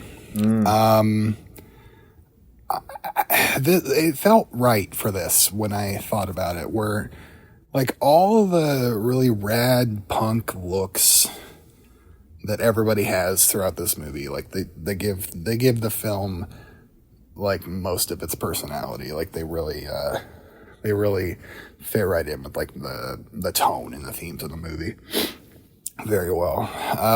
4, I don't know, specifically Matt Smith's like really studded jacket. And I'm not going to have it in Hairstyling, but shout out to his mohawk as well. Number 4, Sinners. I don't think there's more to say, but than either of you guys have said, but yeah, like my period clothing of the year. The women all look so glamorous and beautiful. The men all dapper as hell. Amazing work. Number 3, the superhero one that made it into my list. There might be 2. Hold on. Look at number 3, Superman. These costumes aren't just establishing one film. They're likely establishing the next like decade plus of DC. So they had to be great, and like I really think like they really damn are. Superman and Supergirl suits are just like they're perfectly complementary and fit and colored just right, I think. The real shining star in my eyes are the Justice Gang's like streetwear inspired looks, particularly Mr. Terrific and Hawk Girl. Both they feel really inspired. They feel kind of down to earth, like realistic in the world, and terrific how they pulled off his mask is just incredible. And like Lois and Jimmy and Lex, they all feel like appropriately dorky in their own way. That are very charming as hell. Great costumes all throughout that movie. Number 2, I was debating if I should do this.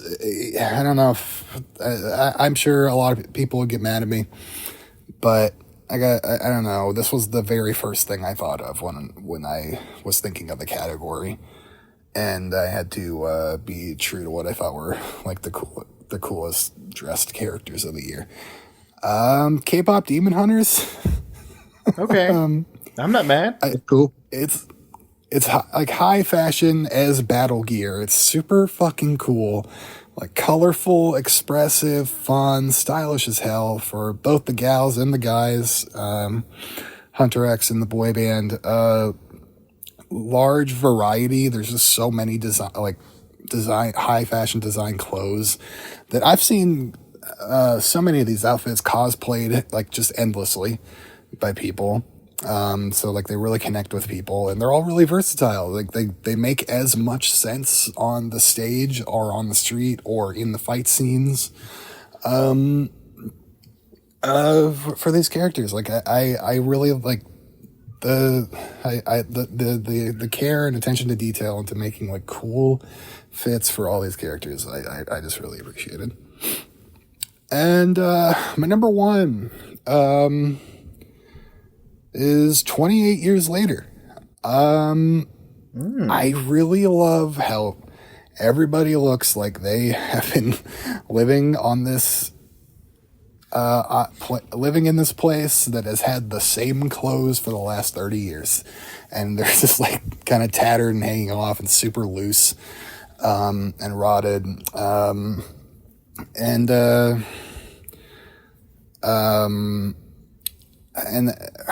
also that one mask, it's used very sparingly, but for the birthday scene, for the celebration scene for the main child character, for his first hunt, there is a mask that we see that's kind of in a T shape. It's really creepy. Like, it might actually beat Hard Eyes for Mask of the Year, but we just don't see it enough. But it's very creepy, that mask. It stuck with me.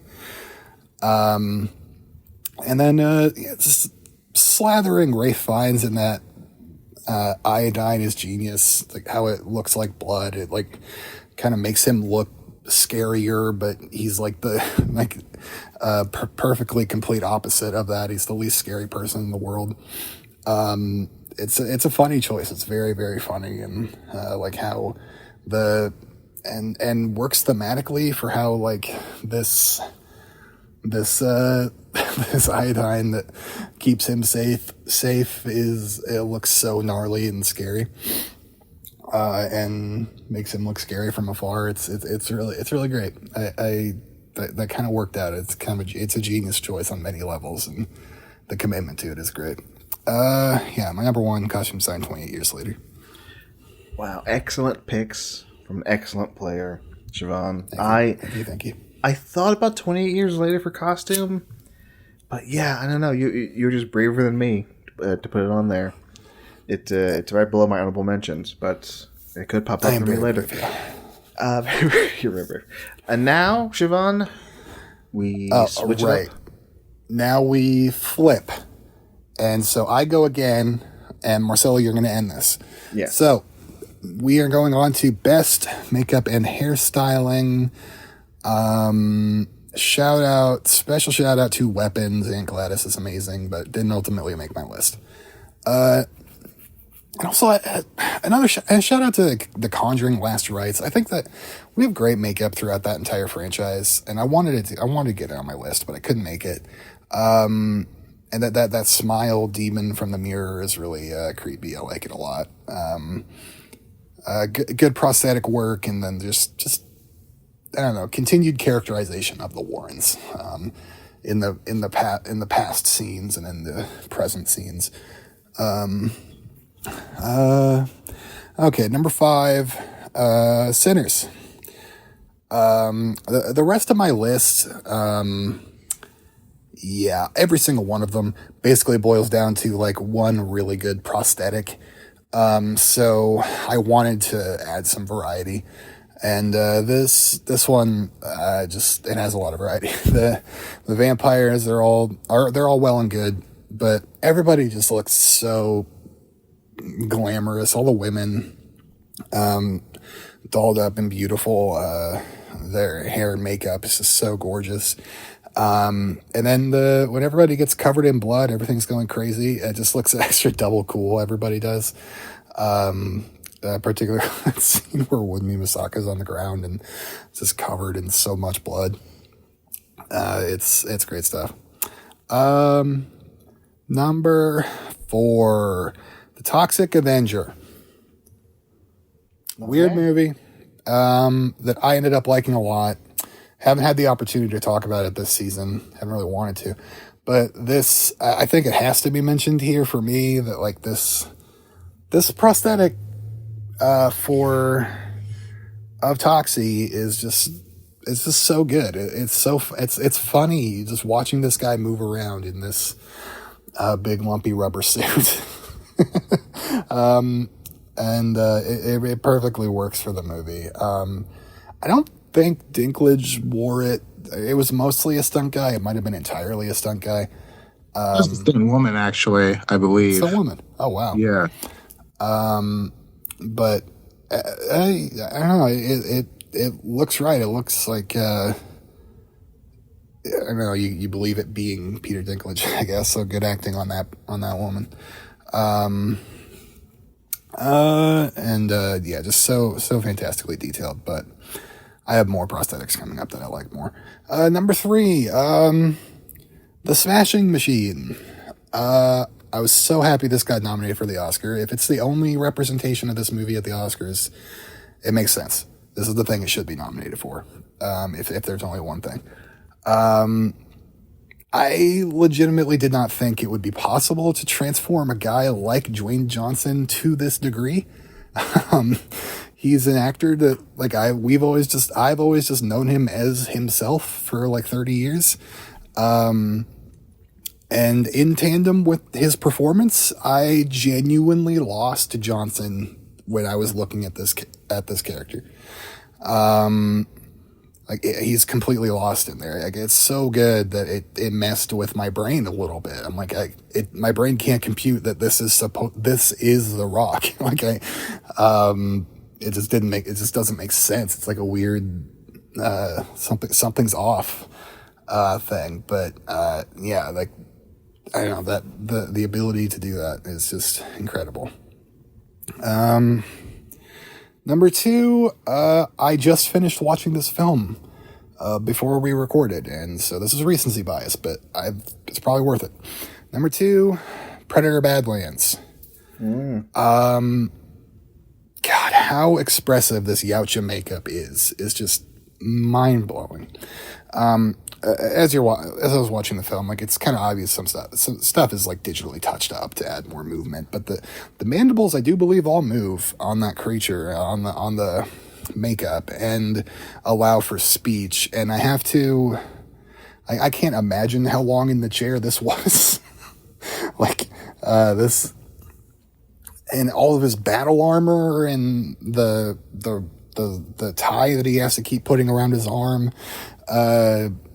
There's just so much crazy great detail in here.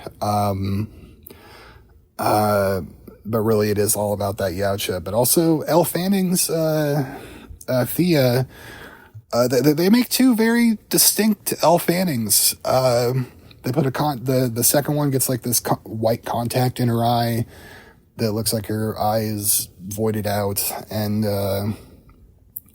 they do a good job of making the 2 very distinct, actually. Like you can always immediately tell which is which. And the dirty up faces. But yeah, that Yautja is just like I couldn't stop marveling at it the whole time I was watching the movie. Number 1, Frankenstein. I mean, come on. It's the most beautifully constructed makeup, and it's some of the most beautifully constructed makeup and prosthetic work I've ever seen. Which I expect no less from a Del Toro project. They do some just incredible things here. Like Elordi's monster is just built out of so much different flesh from so many disparate sources, and you can see it all. Like it all feels like different people coming together to make one whole. And the best things about it are I think the imperfections that really sell it the best. Like the piece hanging off his face. Like it's just like that's the stuff that really works the best about it. And sells the whole. Like it ain't pretty, but it's just so beautiful to look at. That's my list. Incredible. Fantastic as always, Siobhan. And now, Richard, if you so please, your list. I also have some honorables for this category. Begonia, Marty Supreme, The Shrouds, and The Smashing Machine. I thought that each of those had they were very close to making my list. Like, I think that this was probably the harder list to come up with, because there were things that stood out in each of those films. Like, I love the whole shaved head and like whatever that like body lotion, whatever was in Begonia that Emma Stone had on, was just like really striking and creepy. Marty Supreme, I really liked what they did with Timothée Chalamet's face, just like the scars and pockmarks and stuff. That felt like very like period accurate as well. Like, they weren't distracting, but like they were definitely like it added like a noticeable like kind of texture to him. The Shrouds, which was the Cronenberg movie that came out this year. There's some really interesting makeup work and hairstyling in that. There's twins in the movie. Diane Kruger portrays twin characters, and the way that they differentiate the two, I thought was really interesting. And then The Smashing Machine, like Shiv said, I really liked how they transformed The Rock. Like, I was really impressed. Like, it really did transform him, especially for like being like such a hugely recognizable face. So for my five, they're all horror. I will say that off the bat. Just, like I said at the top, like, I was just really impressed with horror movies this year. So my number 5 is Bring Her Back. Yeah. I thought that the makeup done for one of the child actors was just like really startling and horrific and uncomfortable and sad. And there's also a scene in it in which that character like bites into a knife, and just like what it does like to the teeth and the gums. It's it definitely like stood out. And like, I am not like usually like gore doesn't really like shock me or like make me like look away, but that was a tough one. And then my number 4 is 28 Years Later. I really like the makeup design for like the slow-mos, the like new like variant of Infected, like the ground crawling, like almost like slug like Infected. And then also Kelson, getting back to like what Shiv said about the iodine. It was just like such a striking look. And I also just like love the fact that he was bold too, because it does kind of set up this expectation that like, this is going to be like a Colonel Kurtz character, like a take on Marlon Brando's portrayal of Kurtz in Apocalypse Now, where you have this guy who's like, exiled himself outside of society, and he's gone kind of crazy and is potentially dangerous, but he's not like that at all. He's probably like the most sane person in the infected zone. But like, I really liked how like the makeup set an expectation for him to be this villain, and he turns out to be this benevolent, wise, almost like Merlin-esque figure. And then my number 3 is Frankenstein. Just beautiful, beautiful makeup effects work. I mean, Guillermo del Toro is just like a master at finding, the right makeup artists and hairstylists for his films. Like it's just like automatically just expected now. But I love the design that they went with for the creature in this, like the patchwork flesh look. Yeah, I thought that was great. My number 2 is Sinners. I loved what they did with the fangs and then also the glowing eyes. When I had interviewed Ryan Coogler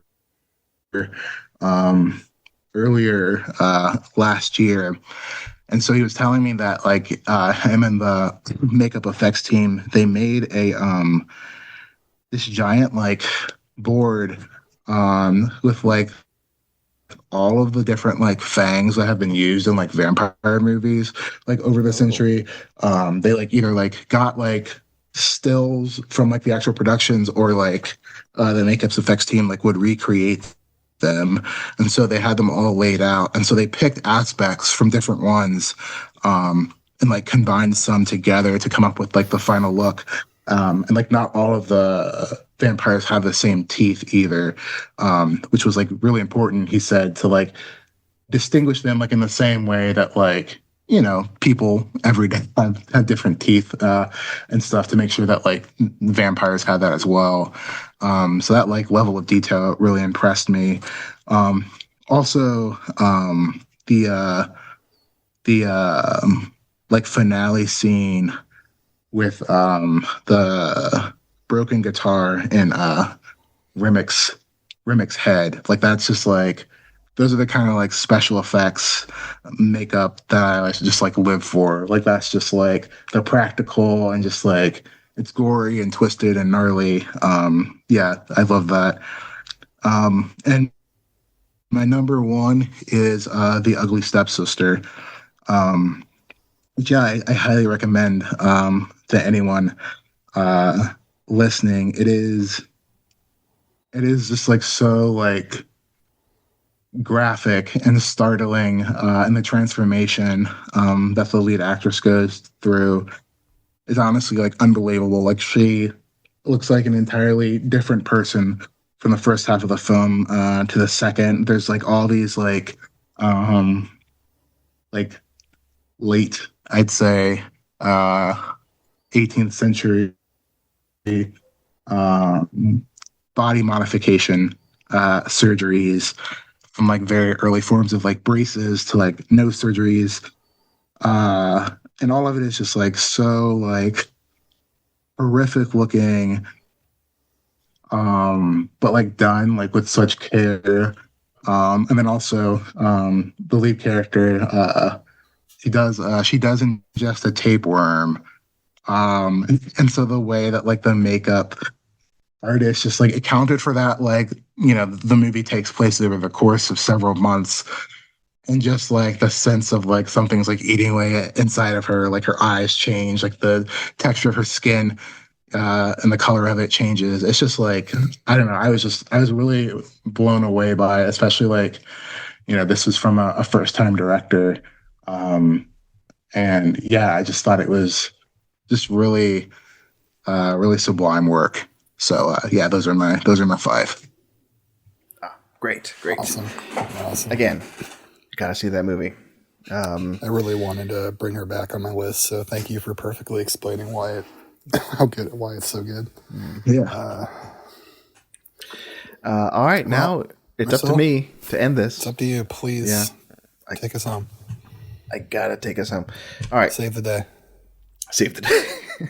Y'all don't need me. All right, look, I have some honorable mentions. One or two I may have added after listening to both of y'all's picks, because I'm like, oh yeah, that one's good. The Shrouds, have to shout that out. Thanks to Richard for reminding me. Yes, great effects work in that. When it comes to makeup and hairstyle, I gotta shout out this one because I think we talked about this during our visual effects episode, Siobhan. There's at least one moment in this movie that had some practical effects, some visual effects, and I'm pretty sure there was some makeup involved here. Final Destination Bloodline. The one particular head getting exploded, or not exploded, crushed. Crushed inside the bacteria. Just one example of some makeup doing a lot of amazing work in the practical sense. Because I love how that movie, yes, it has some visual effects, some digital effects, but there's a lot of great practical like makeup stuff going on in there. Some great stuff. Got shout out Train Dreams, Blue Moon. Also got to shout out Weapons, particularly Amy Madigan as Gladys. Some great makeup and hairstyle just in her character alone. So those are my honorable mentions. And now for my 5, I added this one. This one was a one I forgot about for a bit. Then I go, yeah, I got to mention this because I'm not going to fully get into this because I think I talked about this episodes ago, Siobhan, to you. My number 5 is a movie called Fuck My Son. Oh, yeah. So the long and short of it is it's a movie made to just gross its audience out. Part of it, I do believe has it's part of the visual effects come from like AI slop. I think that's intentional. But then there's a large section in this movie that has a lot of practical effects. And I was kind of blown away by just how involved it all seemed and how it felt like painstaking and all like it all felt like it came together. Anyway, shout out to the movie monster makeup effect in that movie. Incredible. And also a movie that it grosses me out so much that I find it like almost irresistible. So yes, number 5 is Fuck My Son. Number 4, left field of that, The Secret Agent. It's an incredible 70s movie. And I believe the makeup and hairstyle helps elevate that aspect of the film. But then there's an angle. I won't spoil it, but there's a transformation towards the end that like really surprised me. It took me aback with one particular actor. But yeah, I think it's a phenomenal like subtle use of the makeup and hairstyle in that movie that like for me just really sticks out above Fuck My Son. So that's my number 4. Number 3, y'all talked about it. Frankenstein. Jacob Elordi alone and his look. I've said iconic so much this episode. Like already that design, that makeup, that hair that his Frankenstein's monster has.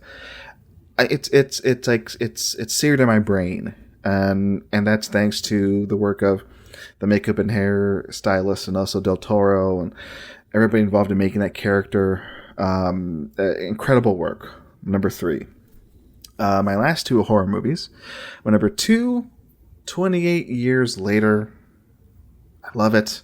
I mean, Siobhan, you were talking during the costume portion, like the iodine, covering Ray Fiennes' body. It's like I want to put that more in the makeup and hairstyling category. On my end, yeah. No, Siobhan, it's fine. All right. You're still a great player. I'm not going to pull a red flag or anything, but I'll say I think that choice is more on the makeup side for me.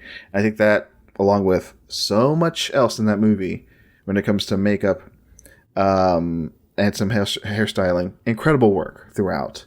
I love 28 Years Later. I don't know if I've said this before already, but I rewatched it about a week ago. It is firmly my number 1 movie of the year again. It knocked out Jay Kelly and Sinners for being my number 1 movie of the year. But those 3 movies are like fighting for the number 1 spot. But for right now, 28 Years Later, my number 1 of the year. Incredible work when it comes to makeup and hairstyling. And my number 1, same as costume, it's Sinners. God, do I love a vampire movie? But do I love a vampire movie like done just so right? Not only that, but just the character work. when it comes to, like I was saying with the costumes, like they're so fleshed out. And, before it turns into a monster movie, like the opening of the film, the first like 30 minutes, like you're so much in love with these characters. And that's thanks to just the performances, the costumes, the makeup and hairstylings, like that all is just like pitch perfect, period accurate. And then here comes the blood, here comes the gore, here comes the monsters. Perfectly done. A movie that deserves every award it's going to get at the Oscars, especially I think it has a clear shot of winning makeup and hairstyling. So it's my number one of the year when it comes to this category, also for costumes. So yeah, Sinners is my number one. All right. Sick. And that about does it for this section. Siobhan, right? I would say so. Richard, thank you for coming on. Excellent picks. Oh my God, yes. Yeah. Before we let you go, plugs, Richard. Where can the people listening find you online if you wish to be found? I am on Twitter at newbyrich3. And I am on Blue Sky under at Richard L. Newby. So yeah, those are the main places I post. I have stuff published in the Hollywood Reporter a couple times a month, which I always post on my socials. And then Fangoria Magazine comes out quarterly. The winter issue is on sale on newsstands, bookstores now. I wrote about primate horror movies in honor of Primate, which is a lot of fun.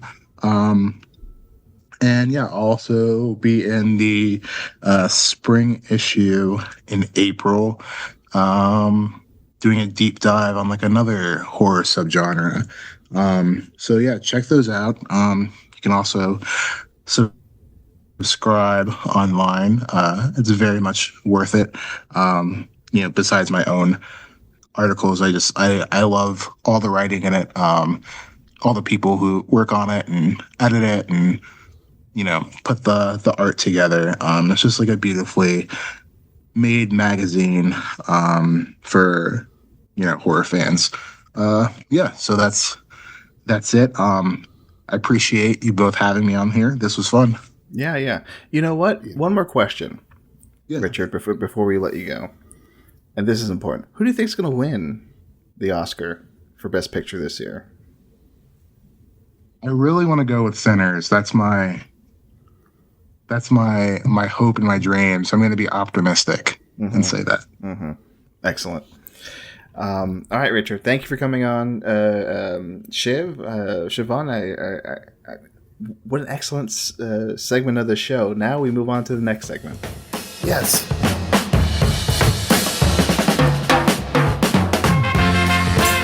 Oh, wow, guys. That was a crazy one. Did you hear Siobhan's picks? Oh, my God. And having a special guest like that show up out of nowhere. Oh, my God. That is so exciting. So I guess, yeah, we're here to this. This is, I'm Siobhan. This is Marcelo. We're here to talk. This is the best costume in design. This is the award show, after show. We are here to discuss what we thought of the show and get your takes on what you thought of the show. So we're going to go over to our talkfilmsociety.com/Discord Talk Awards channel. And I asked them for the fine, beautiful folks there for their top 5 best costume design and top 5 best makeup and hairstyling picks. Zephyr, fly away on my Zephyr. Costume, Sinners, Phoenician Scheme, Companion, Wake Up Dead Man, Freakier Friday. Interesting. I'm gonna be nice this episode. No bad stuff. Yeah. Zephyr, Phoenician Scheme was brought up by you, right? Me, yes. Yeah, and I'm glad you did that because I do agree. I mean, there's things that are consistently great in Wes Anderson's work as like in Guillermo del Toro's work. How we talked about the makeup, and also the shrouds also, and that's another one that I mentioned as an honorable mention, and also Richard did too, but hasn't been making my lists except for like visual effects. But no, it hasn't. Yeah, It's an interesting one to hear. It definitely show up later for me. I like hearing Freakier Friday. I hope somebody enjoyed that movie. Yeah. Never saw Jay it. McMillan, Costumes, Sinners, Testament of Anne Lee, Blue Moon, Kiss of the Spider Woman, Frankenstein, Makeup and Hairstyling, Weapons, Frankenstein, Predator Badlands, The Toxic Avengers, Sinners. I gotta see Kiss of the Spider Woman. Okay. Yeah, we talked about it before. I hope you enjoy it, Siobhan. I enjoyed it. I have to think I would. Yeah, I think you'll like it. Sam Shot First, friend of the site, Sam Shot First. Costumes, Sinners, Avatar, Fire and Ash, Frankenstein, Predator Badlands, Kiss of the Spider Woman. Makeup and Hairstyling, 28 years later. Nice. Sinners, Frankenstein, Predator Badlands, The Long Walk. Yeah, I don't know. Me putting the iodine as part of costume design, that's probably a boner, isn't it? A boner? I mean, a big boner, yeah. It's not a boner. I mean, I get what you were saying. It's part of his character design, but true. I think that, that's how I thought of it. I don't know. It's hard to say, but like I could see the argument for one or the other. I mean, I'd side with costume, but it's part of his costume. Like it's part of his. I mean, if you go to like how about this Watchmen, right? And you go, hey, he's covered in blue. Is that a costume or is that makeup? That's a good point. Yeah. Well, that's visual effects. Well, never mind then. But it's also a costume. Like costume, visual effects, makeup. These are all very incestuous. They cross over a lot. Disgusting. It's fucking gross. Not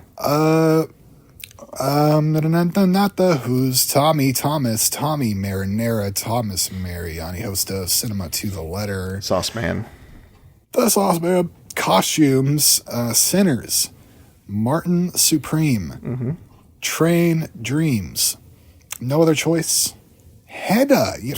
I was talking to Thomas last night. He said he was going to watch Hedda. Oh, and he saw it. And he saw it, and apparently he loved it. I've got to watch this movie. We were just talking about Nia DaCosta. Nia DaCosta directed Hedda. I keep hearing it's great. And makeup. He doesn't say hairstyling, so I don't know if he counts that. Weapons, Sinners, Superman. 28 years later, one battle after another. I don't know about that one. It's okay if we just kick him out of the Discord. That's fine.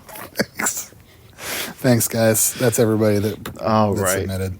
Thank you for submitting. We truly appreciate it, and I don't think there's any way anybody listening can join the Discord if they want to join it, right?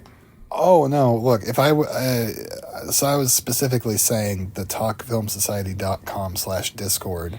Yeah, that's just the name. You can't. There's no that link doesn't work. No. That's not really the name. The name would just be like the Talk Film Society Discord. But like I'm saying the talkfilmsociety.com/discord because I want you to actually type that into your URL search bar and be taken to a place that'll give you an invite to this Discord. Whoa. And then you can become one of the Talk Awards people that I just named. And I was really nice to. I didn't make fun of anybody. No. Except for Thomas, but I know Thomas too well. Too well. Too well. Thomas's podcast. We're about to get to the end, but I just want to say, Thomas is the guy who I was on his podcast recently talking. But you heard me talk about Return to Silent Hill earlier. I had a very in-depth conversation about Return to Silent Hill with Thomas right after we both saw it. That is up now on his Patreon, patreon.com/cinema2letter. That's the number 2, cinema2letter. Mm-hmm. Yeah. So, yeah, if you want to hear me expound upon my, and have a genuinely, some of the better conversation I feel like I've been able to carry about something like that. Yeah. So is that conversation. Better than here is what you're saying. Better than here, definitely. Okay. I come off well, I think, which is not the norm. All right, cool. All right, so check that out, folks. All right, one last thing, and then we'll go. The prognostication game. It's back, baby. All right. You thought this was it? I don't know. No, I've got a guess. Wait, can you guess what was nominated for Best Costume Design and Best Makeup and Hairstyling at the Oscars, Siobhan? I guess a couple. Okay, no. I'm not going to do that to you. So, things have changed. And like last year, once the nominations are announced, I shift over and I don't make you guess what's going to get nominated. We already know. I'm going to make you guess what one particular source thinks will win and what order they have the nominees in, from number 1 being yes, this will win, to number 5 being the least likely. Oh, okay? God, we're doing this. Oh, boy. We're doing this. Okay, so let's start with Best Costume Design first. Okay. Here are the nominees in alphabetical order. Okay. You have Avatar Fire and Ash. You have Frankenstein.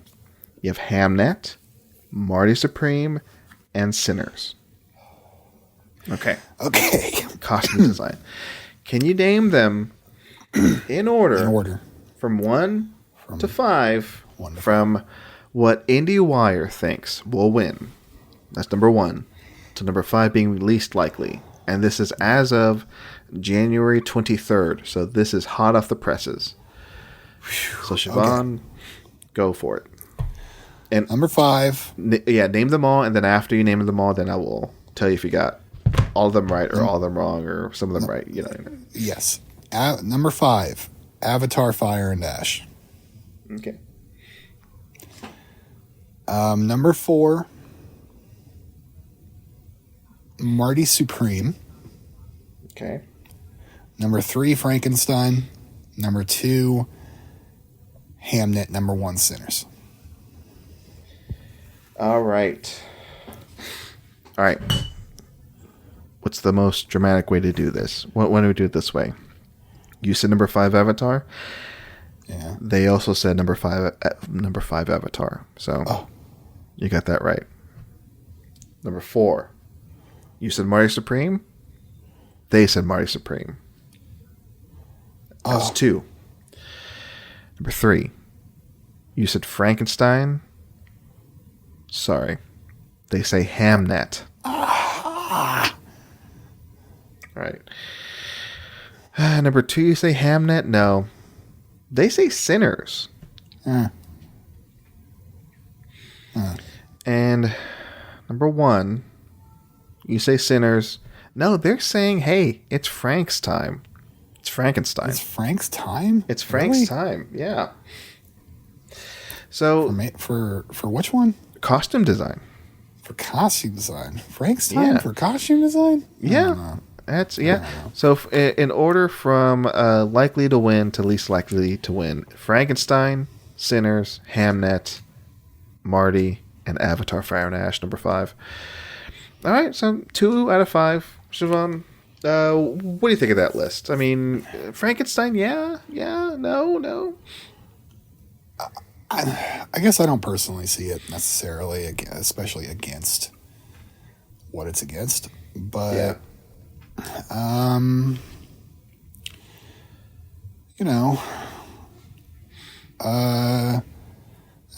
Ruthie Carter, she has 2 now, right? I believe so, yeah. I don't want to bet against her, honestly. Like that's what it is for me.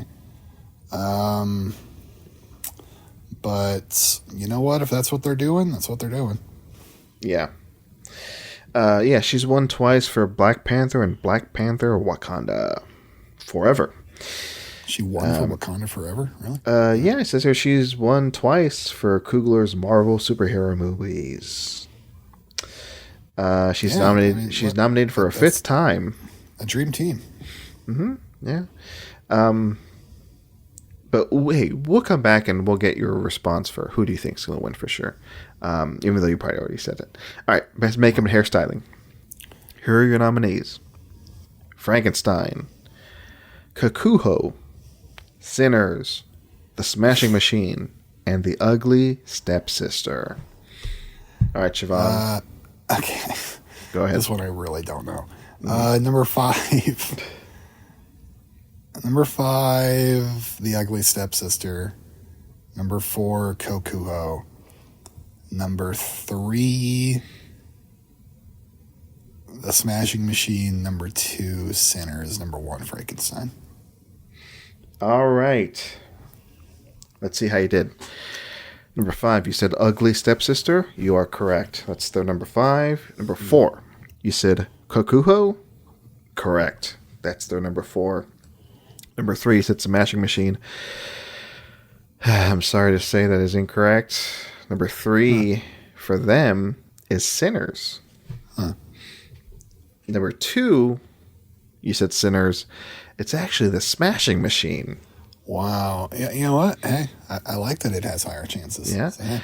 And number 1, again, it's Frank's time. Frankenstein. It's Frank's time. Mm-hmm. It's Frank's time.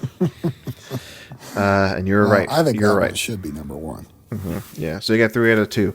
But yeah, they say Frankenstein is ahead of the pack. So now we got to make our final picks here. Okay. What do we think's going to win for these 2 categories, Siobhan? You go first. Costume design. You know what? Honestly, I don't feel. I feel like a 3-way here. In a way. Oh yeah. But I'm still gonna go with Sinners. And then, what's your pick? Oh, this is for costume? Yeah. Yeah, I mean, it'd be a deserving win, and it'd be making history. So yeah, you know what? I'll say the same. I'll say costume design Sinners. Okay, then best makeup and hairstyling. Look, I gotta say, I agree. It's Frank's time. Frank's time. You know, I also say it's. You know what? No, I'm gonna do a curveball. I'm gonna say Smashing Machine takes it. Wow, I hope you're right. Yeah, yeah. I hope you're right. It's. I think it's always, not always, but maybe this category always throws a curveball. Like, I mean, didn't like Wolfman win like the best makeup and hairstyling? 1 year, you know, not that movie is bad. I actually haven't seen most of it. I saw half of it, but you know, it's you know, I think Cruella won this, didn't it, or something like it? Yeah, I think it did. Yeah, or did it win like costume? Whatever. Or maybe it didn't. You know, maybe it did. Maybe it did. Who cares? You know, I'm actually gonna look this up. Cruella won. Oh, Cruella. You know what? Cruella was nominated for makeup and hairstyling and best costume design. Yeah, I figured. Yeah, and it won best costume design. It won best costume. Hey, you know what? Deserved. Yeah, that movie's good. I like that movie. I also like Cruella. Is a movie starring the best living actor? I think so. According to Marcelo Pico, Emma Stone. Yeah. I'll keep saying it. Good one. Good one. Yeah. I wanted a Cruella too. Mm-hmm. Yeah, why not? Come on. And also, I guess good old Craig is busy making her. Now I'm tired. Craig is too busy making his Supergirl movie, so he's busy. What's he making? He's making the. Okay, wait. I'm going to confirm this. Craig Brewer, right? Craig Gillespie, director of Cruella and Dumb Money and I, Tonya and $1 Million Arm, Fright Night, Mr. Woodcock. He is directing this year's Supergirl. He directed Supergirl. Okay. Yeah. All right. Well, yeah. We'll see. We'll see. Will that be nominated for best costume design and best makeup Best and middle hairstyling? straw. Best middle straw. Metal straw. She drinks a slushy out of a metal straw on the poster. That's incredible. I love that. I love it. Best prop. Should they make that an It's Oscar the category? sun. It's because of the Earth's sun that gives them like their strength. It's yeah. What are you saying? What? That's Superman. All right, let's end this show. And I mean the series. Let's just end it here. Siobhan, plugs. What do you want to promote? No. Follow me at Junkblader. Yes. JUNKBLADER at all the socials. Yes. And then give me money. Please give Siobhan money. Go to talkfilmsociety.com for more. Go to our Patreon for more. So I should be doing this. Follow my account. Follow Talk Film Society. And also follow on all socials That You Are Here film. Oh, yeah. More on that later. Sooner than later, actually. In about maybe 2 weeks' time, I'll talk about it more. But That You Are Here film. Follow that. That's it. Oh, fuck! What? And we've gone 2 hours, maybe 2.5 hours, and I didn't mention this. The Talk Film Society Awards is still happening. Sorry. Whoops. Please vote in that. I'm actually extending that for another 2 weeks, so I'll talk more about it on the socials. So you can nominate your movie. Yeah, it's going to be in contention. So go to talkfilmsociety.com/TFSAwards or /awards or /vote. All those links work. Vote in the first round ballot. The nominees will be announced on this show in about 2 or 3 weeks, whatever. And then March 6th is when we announce the winners. You pick the best of the year. That's it. All right, Siobhan, that's it. Let's get out of here. That's it. And now for what we say at the end of all these shows. Hey. It's the Earth's sun. So they're from Krypton, where they have different center of gravity or whatever. On Krypton, he wouldn't be very powerful, but on because he's on the sun, or because he's on Earth, which has the sun closer to the Earth, or because of the gravity or something and that's why Superman has all of his powers. Crypto and Supergirl too. No, so but my question is, why the metal straw? It's so she doesn't hurt herself. She helps the environment. She's a hero. Right, bye.